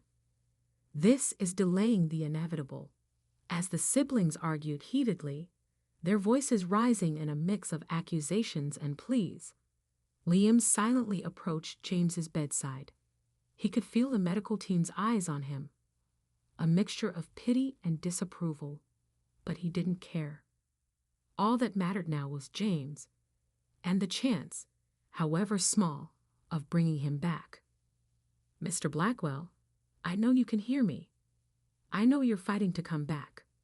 Please, give us a sign, anything. Your family is here. They need you. Don't give up now. Not when we've come this far, Liam whispered, leaning close to James's ear, his voice low and intense. The argument behind him grew louder, with Garrett now openly pleading for more time and Ivy insisting it was time to let their father go. Dr. Holloway tried to mediate, his professional voice barely concealing his own discomfort with the situation. Please, I understand this is a difficult decision, but we need to think about what's best for the patient, he said finally. Ivy raised her hand, silencing everyone with an abrupt gesture. Enough. Let's let him say goodbye. It's the least we can do for Dad before we let him go, she said, her voice thick with pent-up emotion and a finality that made Liam shudder. Silence fell over the room, heavy and oppressive, as Ivy approached the bed. She took James's hand, her tears finally falling freely, breaking the mask of control she had held for so long. Dad, you've always been my rock, my example. I know we didn't always agree, that I was often stubborn and difficult, but I want you to know how much I love and admire you. You taught me to be strong, to fight for what I believe in, and that's what I'm trying to do now. I promise to take care of everything, the company, Garrett. You can rest now, Dad. We'll be okay, she said, her voice trembling with suppressed emotion. Garrett was next, his voice choked with barely contained emotion. He knelt beside the bed, holding James's other hand as if it were a lifeline. Dad, I'm so sorry. Know that I fought for you and will fight until the last second. Forgive me for all the times I disappointed you, for not being the son you wanted me to be. But I want you to know that I've always loved you, always wanted to be like you. Even when it seemed we were on opposite sides, I'm going to miss you every day.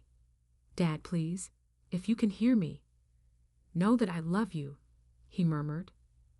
Liam watched the scene, his heart breaking at the evident pain on Ivy and Garrett's faces. He wanted to scream, to beg for more time, to insist there was hope. But he knew it wasn't his place. This moment was for the family. All he could do was pray silently, begging for a miracle that seemed to grow more distant with each passing moment. Closing his eyes for a brief moment, Liam murmured a desperate prayer. God, if you're listening, please don't let it end this way. Dr. Holloway stepped forward, his expression grave and compassionate. We're ready to proceed. Is there anything else the family would like to say before we begin the process? He said softly, looking from Ivy to Garrett. Ivy and Garrett exchanged glances. Years of rivalry and misunderstanding momentarily forgotten in the face of the magnitude of the moment they were about to face together. They shook their heads in unison, words failing in the face of the reality of what was about to happen. The doctor moved to the life support controls, his hand hovering over the master switch. Liam felt his heart rate quicken, the sound of his own pulse deafening in his ears. This was it, the point of no return. Without thinking, he began to pray fervently, silent words pouring from his lips in a desperate plea. Please, God, we need a miracle. Please, it's a life. I know I don't pray as much as I should, but please help James, he begged in his mind, a prayer filled with faith and sincerity. Dr. Holloway looked at Ivy, seeking final confirmation. Liam saw the moment she nodded, as if in slow motion, each second dragging painfully. It was now or never.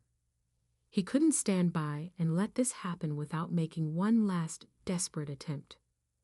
Wait! Liam shouted, his voice echoing in the silent room. All eyes turned to him, shocked by the sudden outburst.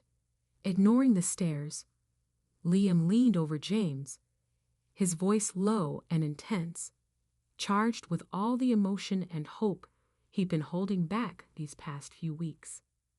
"Mr. Blackwell, I know you're in there. I know you can hear me. Please, give us a sign, anything. Your family is here. They love you. They need you. Fight, Mr. Blackwell. Fight with everything you've got. Show everyone you're still here, that there's still hope." The silence that followed was deafening. Liam could feel Ivy's furious glare burning into his back. He could hear the doctor's exasperated sigh, but he didn't care.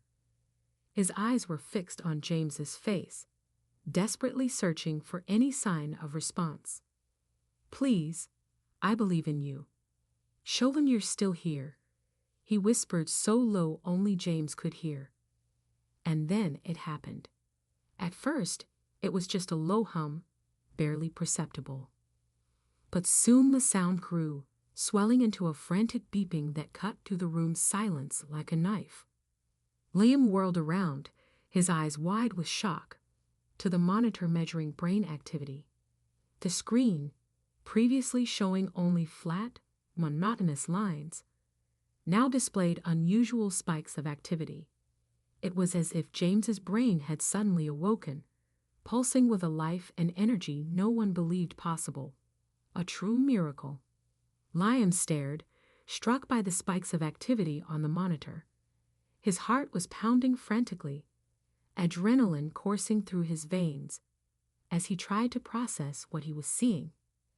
It couldn't be a coincidence, not after everything that had happened. The lines on the monitor, once flat and monotonous, now danced in a frenzied rhythm, as if trying to tell a long silent story. With shaking hands, he turned to Garrett, who was standing beside the bed. His voice came out in a desperate shout. "Garrett, look at the monitor." Garrett rushed over, his eyes wide and fixed on the flashing screen. James's son seemed transfixed by the movement of the lines, his breathing growing quicker as he grasped what he was seeing. "My God, this is real," he whispered. Liam nodded frantically, barely able to contain his emotion. His voice shook as he replied, "It's brain activity. Your dad is responding. He's still here, Garrett. He's still fighting." Both stood there moved, observing the clear evidence of James's brain activity. It was as if time had stopped, the outside world fading away as they witnessed what could only be described as a miracle. The rhythmic beep of the heart monitor, once a constant reminder of James's fragile condition, now seemed a chorus of hope. Garrett held his father's hand, tears flowing freely down his face, each drop carrying years of pain and regret. "Dad, you're in there, aren't you? You're fighting to come back to us. Please, keep fighting. We're here waiting for you," he murmured, his voice choked with emotion. Liam placed a comforting hand on Garrett's shoulder, feeling the tremor that ran through the other man's body. His own voice was thick when he spoke. "Dr. Holloway, please confirm this. I think we're witnessing something extraordinary, something that transcends the medical science we know." Dr. Holloway, who had been about to turn off the machines, quickly approached the monitor. His face, normally a mask of impassive professionalism, now showed a mixture of confusion and intense interest. He examined the data on the screen closely, his eyes narrowing as he analyzed the activity patterns. His years of experience seemed challenged by what he saw before him. "This is unusual," he muttered, more to himself than to the others. His skilled hands adjusted some controls as if he were trying to confirm that what he saw was real and not an equipment malfunction. Garrett pressed him, anxious. His voice trembled with hope and fear. "What does this mean, doctor? Is my father waking up? Is he going to come back to us?"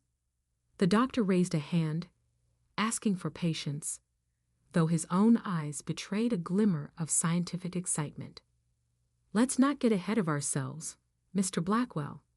These patterns are certainly unusual for someone in a vegetative state, but we need to run more tests before drawing any conclusions. The human brain is still largely a mystery to us."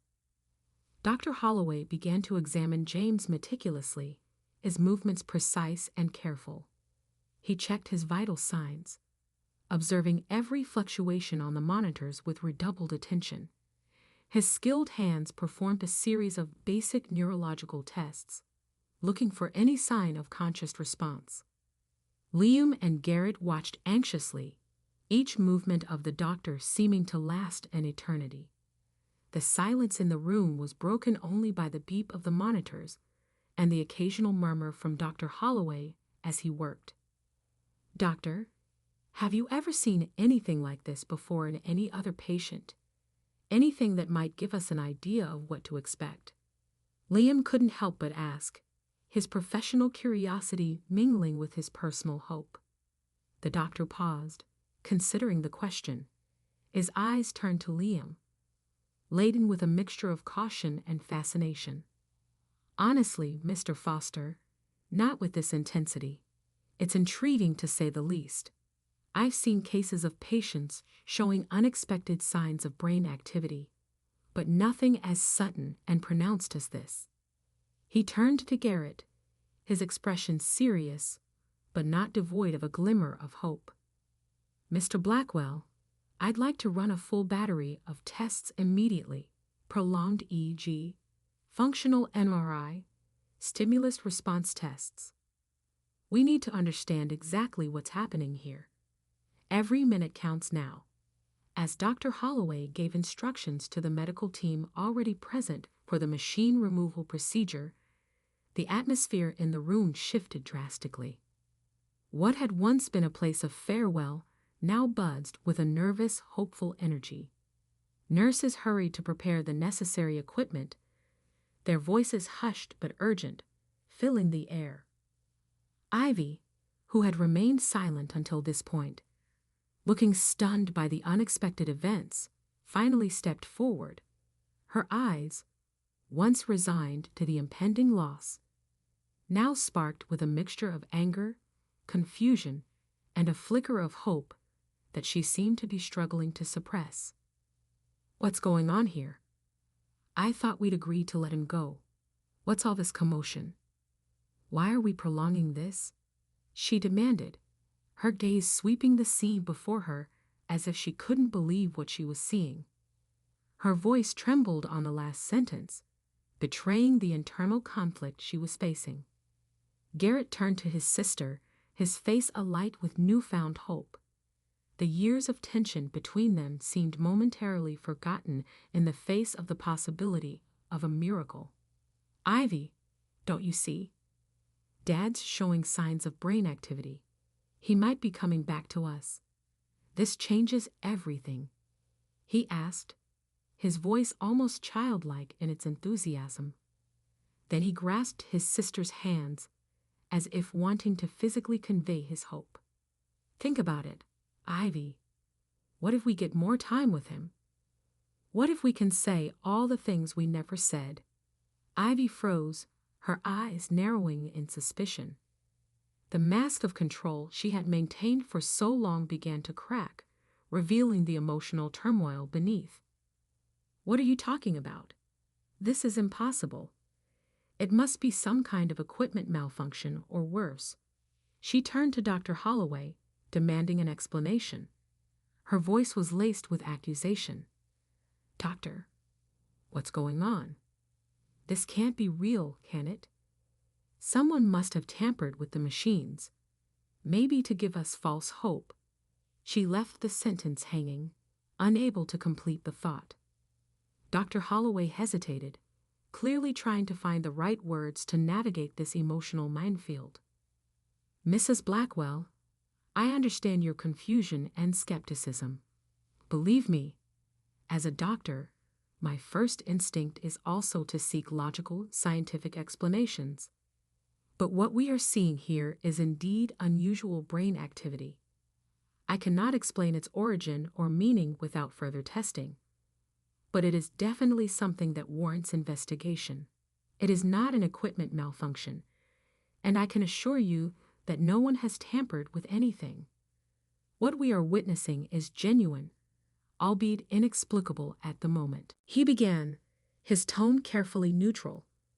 Liam stepped forward, feeling he needed to intervene. He understood Ivy's skepticism, but also knew this could be a pivotal moment for James. "Mrs. Blackwell," he said, keeping his voice calm and professional, "I know it seems unbelievable. Believe me, I'm as surprised as you are, but it's true. The monitor is showing spikes of activity that are inconsistent with your father's vegetative state. Dr. Holloway agrees it's unusual and wants to run more tests. This could be the chance we've been waiting for, the chance your father was waiting for." He paused, carefully choosing his next words. "Think of it as one last opportunity to be sure. If, after all the tests, nothing changes, then at least we'll know we did everything we could. But what if there's a chance, however small? Don't we owe that to your father?" Ivy looked from Liam to Garrett, her expression a complex mix of emotions. For a moment, it seemed like she might concede, but then her face hardened again. "You two," she said, her voice dangerously low, laced with an anger that seemed to mask a deep-seated fear. "What did you do? Tampered with the equipment, didn't you? All to prolong this, to make me look like the villain, as if I wanted my own father to die." The accusation hung in the air, heavy and poisonous, threatening to shatter the fragile moment of hope. Garrett was left gaping, shocked by his sister's suggestion. "Ivy, how could you think such a thing? We're all here for Dad's sake. No one is trying to make you look like anything. This is bigger than our squabbles, bigger than any resentment we might have. It's about giving Dad a chance," he exclaimed, the hurt evident in his voice. Liam felt anger rising within him at the unfair accusation but forced himself to remain calm. He knew losing his composure now would only make things worse. "Mrs. Blackwell, I understand this is hard to believe. The situation is stressful and emotionally charged for all of us. But I swear on my life, on the life of my own sick mother, that there was no tampering. Dr. Holloway was here the whole time. He can confirm no one tampered with the equipment. What we're seeing is real, however inexplicable it may seem," he said, keeping his voice steady but gentle. Dr. Holloway intervened, sensing the need to diffuse the situation before it spiraled completely out of control. His voice was calm but firm, carrying the weight of his medical authority. "Mrs. Blackwell, Mr. Blackwell, Mr. Foster, please. I understand that everyone is emotionally invested here, and rightly so, but I need everyone to remain calm. I strongly suggest we suspend any decision about removing life support until we can run further tests and better understand what is happening with Mr. Blackwell." He paused, looking directly at Ivy. "Mrs. Blackwell, I understand your concern about prolonging your father's suffering. It's a valid and compassionate worry, but as his physician, I must advise that we investigate this more thoroughly. If, after comprehensive testing, there is no significant change, then we can reconsider. But at this juncture, it would be imprudent not to explore this unexpected possibility." Ivy looked torn, her face a mask of conflicting emotions. Months of stress and responsibility weighed heavily on her, making it difficult to accept this sudden change of plans. But what if this is just a reflex? What if we're only prolonging the inevitable, making him suffer more? She asked, her voice softer now. revealing the vulnerability and anguish behind her tough facade. Before she could finish, an impassioned debate erupted in the room.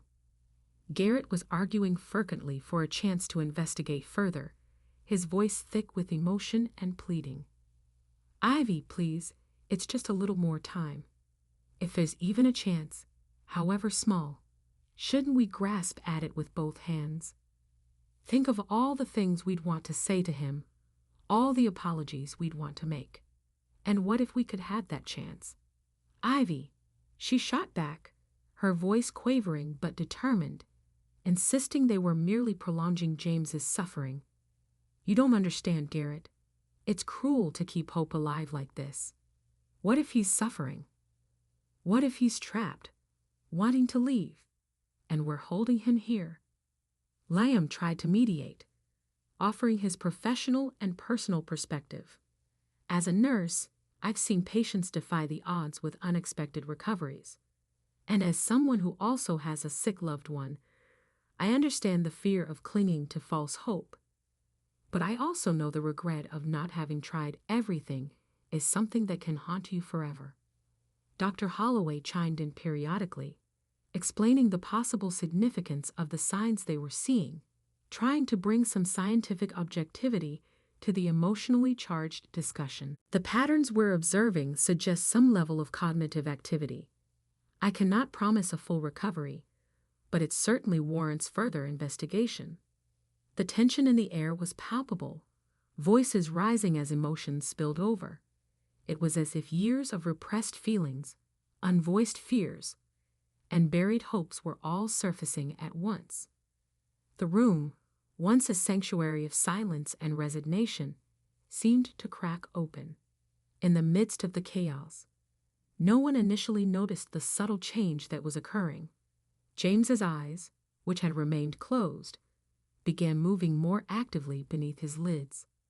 Slowly, almost imperceptibly, his eyelids started to flutter, as if he was struggling to open them.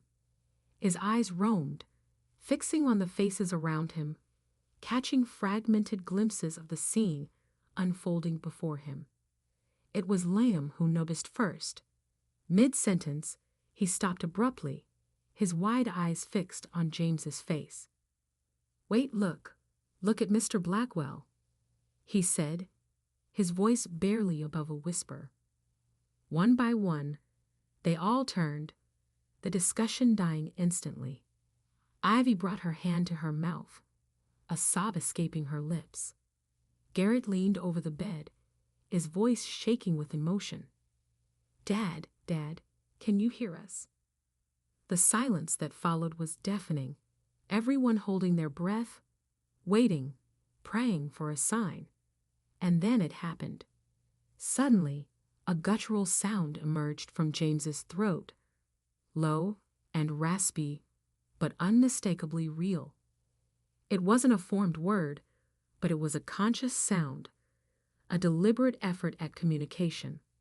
The sound echoed through the room, silencing everyone in a way that no argument could. It was the sound of life, of consciousness returning against all odds.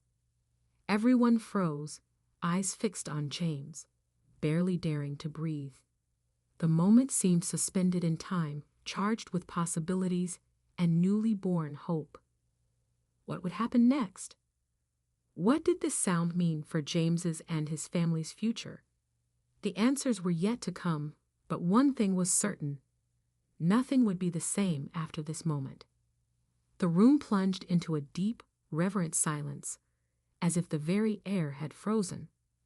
All eyes were fixed on James, each person present barely daring to breathe, fearing to break the spell of this miraculous moment.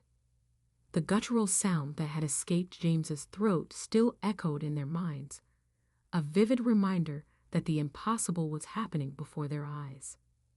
Slowly, almost imperceptibly, James's lips began to move, trembling with the effort of forming words that had been trapped inside him for so long.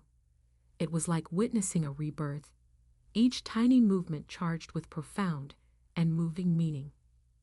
Liam, acting on pure instinct and years of training, quickly grabbed a cup of water with a straw that was on the bedside table.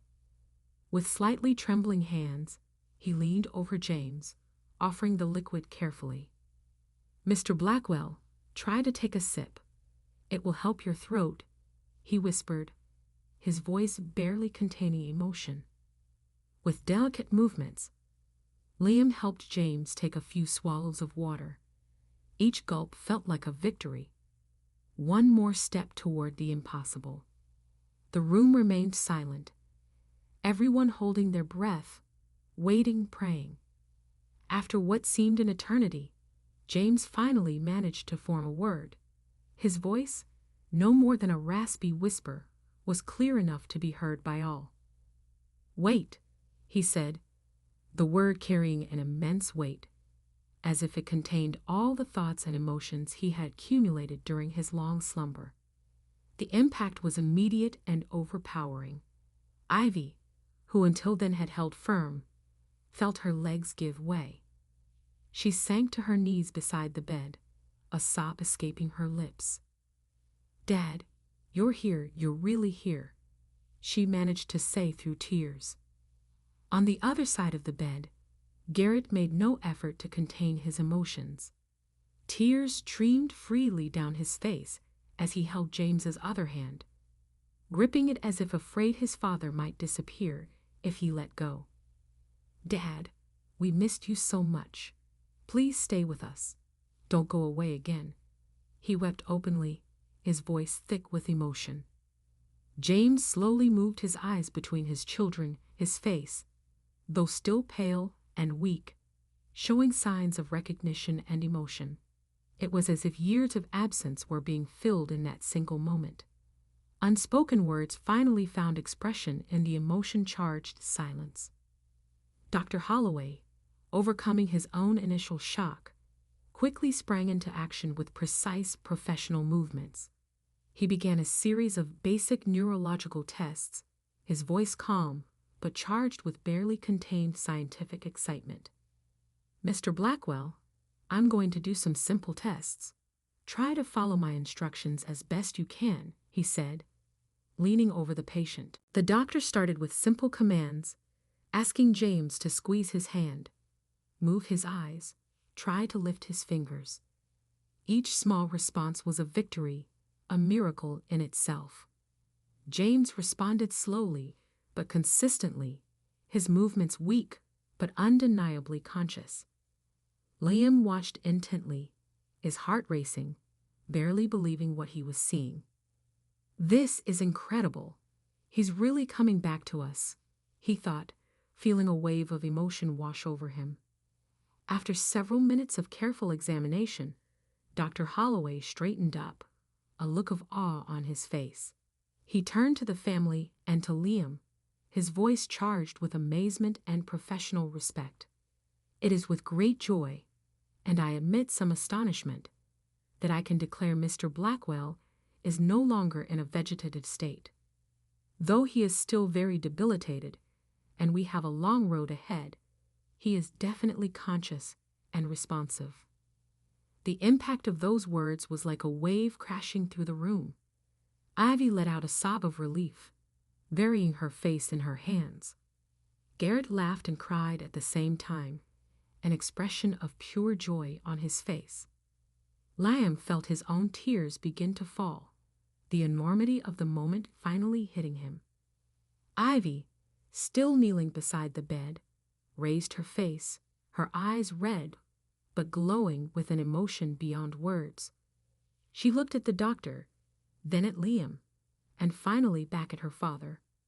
Her voice shook as she spoke, the words coming out in bursts. I need a moment alone with my father, please." She looked at Garrett, a silent plea in her eyes. "Just a moment, brother.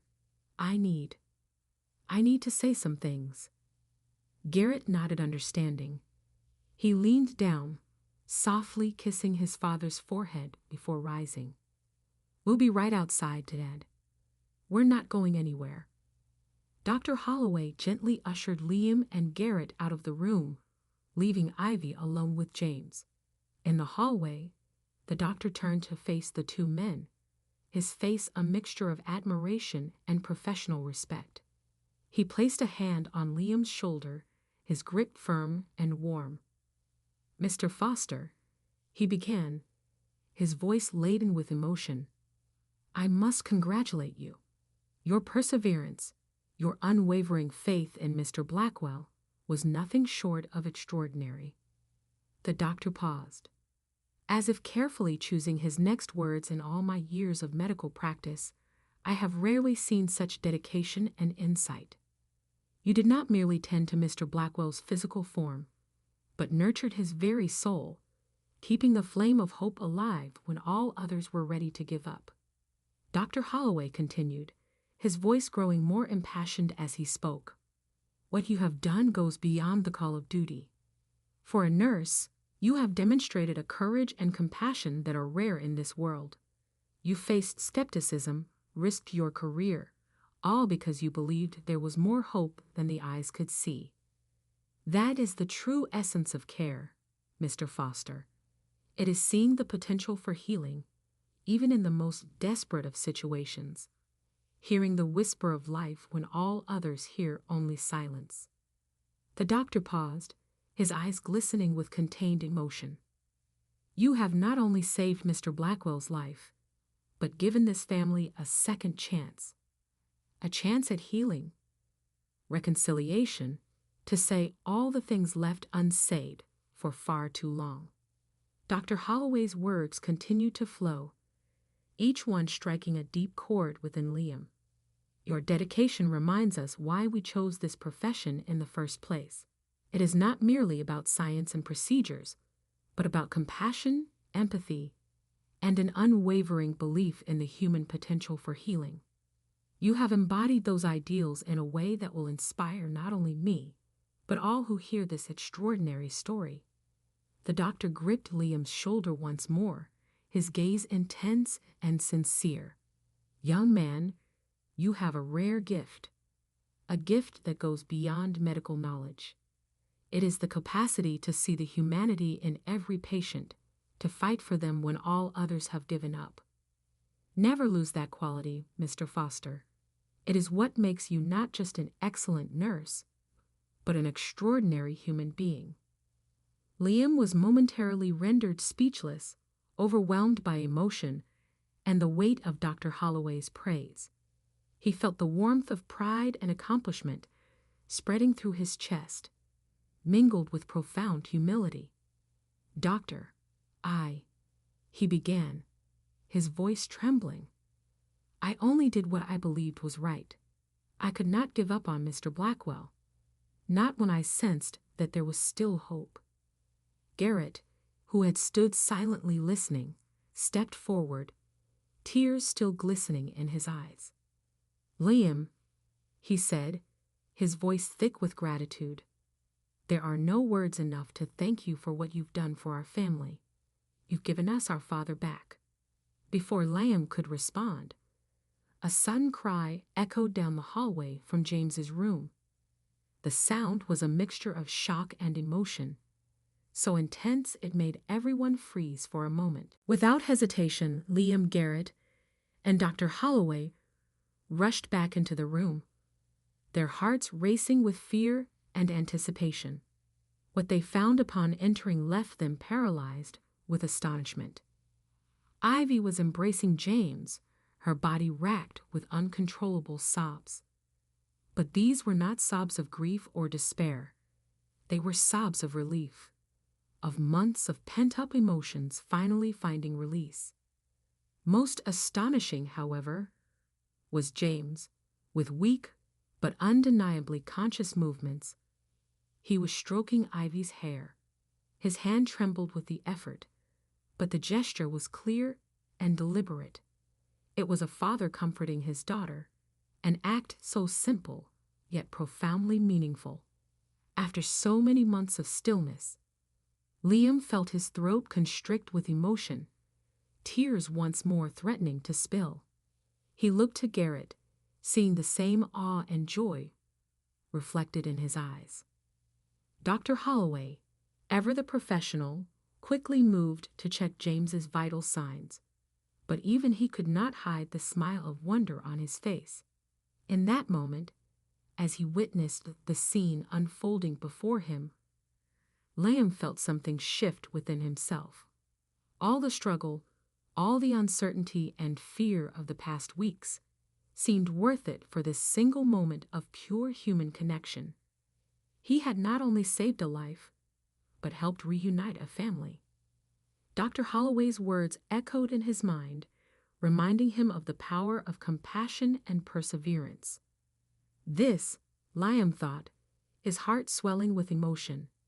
This is why I became a nurse, for moments like these. In the days that followed James Blackwell's miraculous awakening, the hospital room that had once been a place of silence and resignation transformed into a hub of constant activity and renewed hope. James's recovery was slow, but each small progress was celebrated as a monumental victory. Liam, now a constant and welcome presence, watched with awe and a touch of professional pride as James fought to regain control of his body and voice. The first words were difficult, coming out halting and raspy, but imbued with a fierce determination. I was here, all the time, James managed to utter on one particularly emotional afternoon, his eyes fixed on Ivy and Garrett. The revelation struck them all like a thunderbolt, the realization of what James had experienced during those long months, leaving them stunned and emotional. Ivy, in particular, seemed deeply affected by her father's revelation. The mask of efficiency and coldness she had maintained for so long began to visibly crumble. One afternoon, as Liam was adjusting James's medications, she pulled him aside, her eyes glistening with unshed tears. "Mr. Foster, Liam, I need to apologize. My behavior, my stubbornness, I was so wrong," she began, her voice trembling slightly. Liam was surprised by Ivy's sudden vulnerability, but maintained a compassionate expression. "Mrs. Blackwell, you were just trying to protect your father and your family," he replied softly. Ivy shook her head, a sad smile on her lips. "No, I was protecting myself. From fear, from pain, from the possibility of losing everything." Ivy's transformation was not limited to Liam. In a gesture that surprised everyone, she sought out Garrett, extending a hand of reconciliation. "Brother, forgive me. I should have listened to you. I should have given hope a chance," she said, her voice laden with emotion. Garrett, momentarily stunned, quickly pulled Ivy into a tight embrace. "There is nothing to forgive, Ivy. We are in this together, as we always should have been," he murmured, his voice choked up. Liam watched the scene with a smile, feeling that he was witnessing not just James's recovery, but the rebirth of an entire family. James, though still frail, seemed to gain strength with each passing day. His determination to recover was matched only by his desire to see his children reunited once more. On one memorable afternoon, he managed to gather enough strength to speak for a longer period. His voice was still raspy, but full of fatherly authority. "Ivy, Garrett," he called, gesturing for them to approach the bed. "You are my legacy, more important than any business." He paused, taking a deep breath before continuing. "Promise, though, you will work together as a family." The siblings exchanged a look, years of rivalry and resentment melting away in the face of their father's words. "We promise, Dad," they said in unison, their hands intertwining over James's. Liam's tireless dedication did not go unnoticed. One morning, as he was performing routine care, James beckoned him over with a weak gesture. "Liam, you saved more than my life. "You saved my family," he said, his voice stronger than in previous days. Liam felt a lump form in his throat, moved by the acknowledgement. Before he could respond, Ivy walked into the room, an unusual smile on her face. "Mr. Foster, you're being promoted to head nurse of special care, with a substantial bonus," she said, her voice carrying a tone of respect that wasn't there before. Liam was momentarily speechless, the realization of what this meant for him and his mother hitting him with full force. As the days turned into weeks, James began sharing more about his experience. His words, though still slow and sometimes difficult, painted a vivid and harrowing picture of trapped awareness in an unresponsive body. It was like suffering without being able to speak. He described one afternoon, his eyes distant with the memory. "I could hear, feel, but I couldn't respond." Liam listened intently, taking detailed notes. "Mr. Blackwell, your experience could help so many other patients. Are you willing to share more?" he said gently.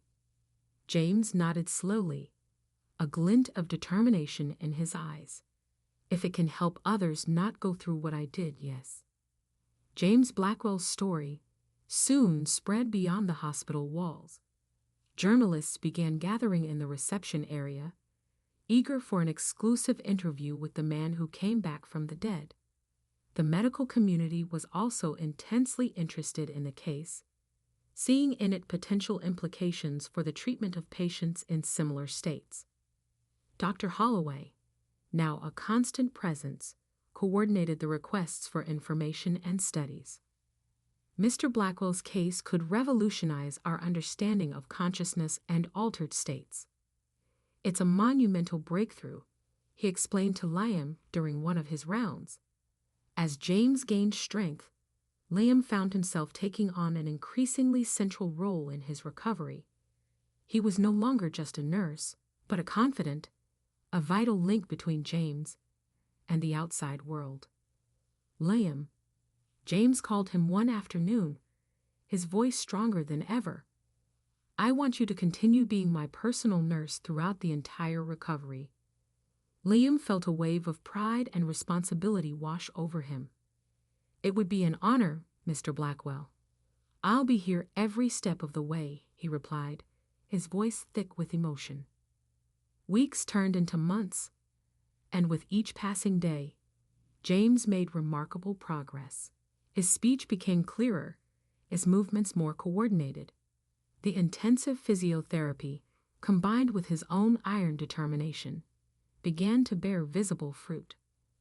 On one particularly memorable day, James managed to stand for a few seconds, supported by Liam and Garrett.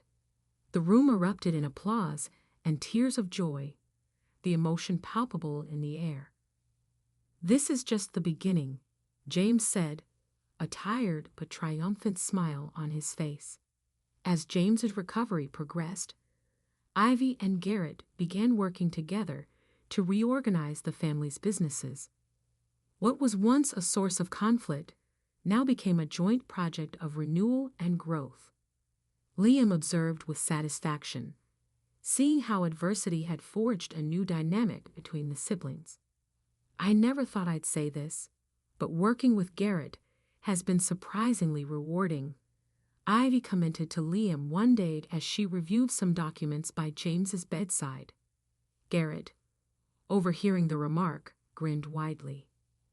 "Who would have thought, sister, that almost losing our father would finally make us understand each other?" The impact of James's story on the medical community was profound and long-lasting.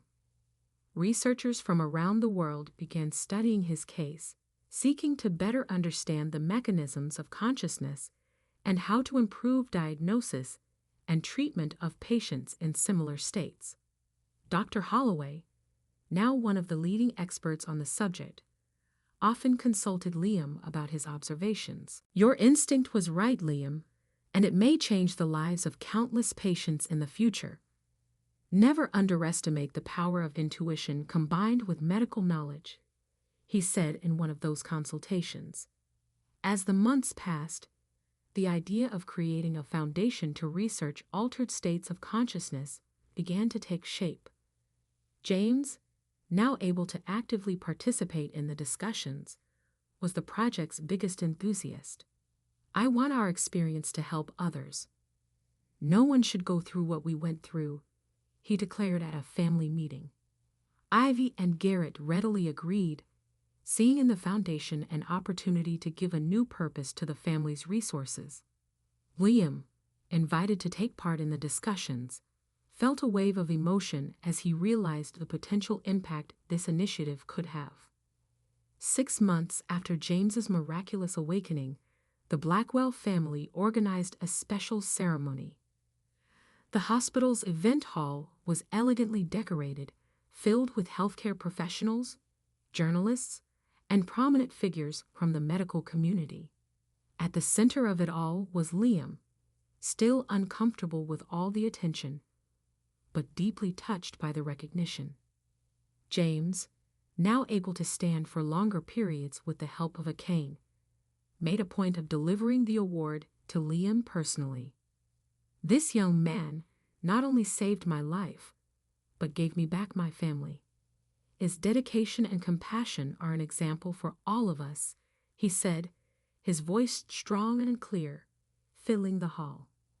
Liam, emotional, accepted the award with trembling hands. Looking out at the audience, he saw familiar and new faces, all united by the incredible journey they had shared. His mother was there, healthy and radiant, thanks to the treatment Liam's bonus had made possible. Ivy and Garrett stood side by side, their genuine smiles reflecting the new harmony in their relationship. Dr. Holloway nodded encouragingly, a gleam of pride in his eyes. "Thank you. This award is not just mine. It belongs to all of us who never lost hope, who believed in the power of compassion and perseverance," Liam began, his voice choked with emotion. As Liam concluded his speech, announcing his decision to continue his studies to specialize in cases of altered consciousness, he felt a profound sense of purpose and fulfillment. The journey that had begun with a simple act of faith and compassion had evolved into something much greater. Looking at James and his family, at his colleagues and mentors, Liam knew that this was not an end, but a new beginning, a beginning full of possibilities, of lives to be touched and changed. This, he thought, a smile spreading across his face, is just the first chapter of a much larger story. "Each life is precious," he said in his acceptance speech, "and every consciousness, however hidden it may be, deserves our attention, our care, and our unwavering hope." What began as an act of faith turned into a revolution of compassion and understanding. May we never forget the power of believing in the impossible and fighting tirelessly for those who cannot fight for themselves. James, Ivy, and Garrett exchanged proud and appreciative glances as Liam's remarks reverberated through the hall. What had started out as a family tragedy had evolved into a healing and hopeful legacy that would influence lives for many generations to come. Liam Foster, a young nurse whose compassion and perseverance had unleashed a tide of transformation that no one could have predicted, was at the center of it all. James Blackwell and Liam Foster's story is a compelling reminder of the transformational power of empathy, tenacity, and belief in the intrinsic worth of every human life. It shows us that optimism can shine even in the darkest moments, opening up previously unthinkable new avenues and opportunities.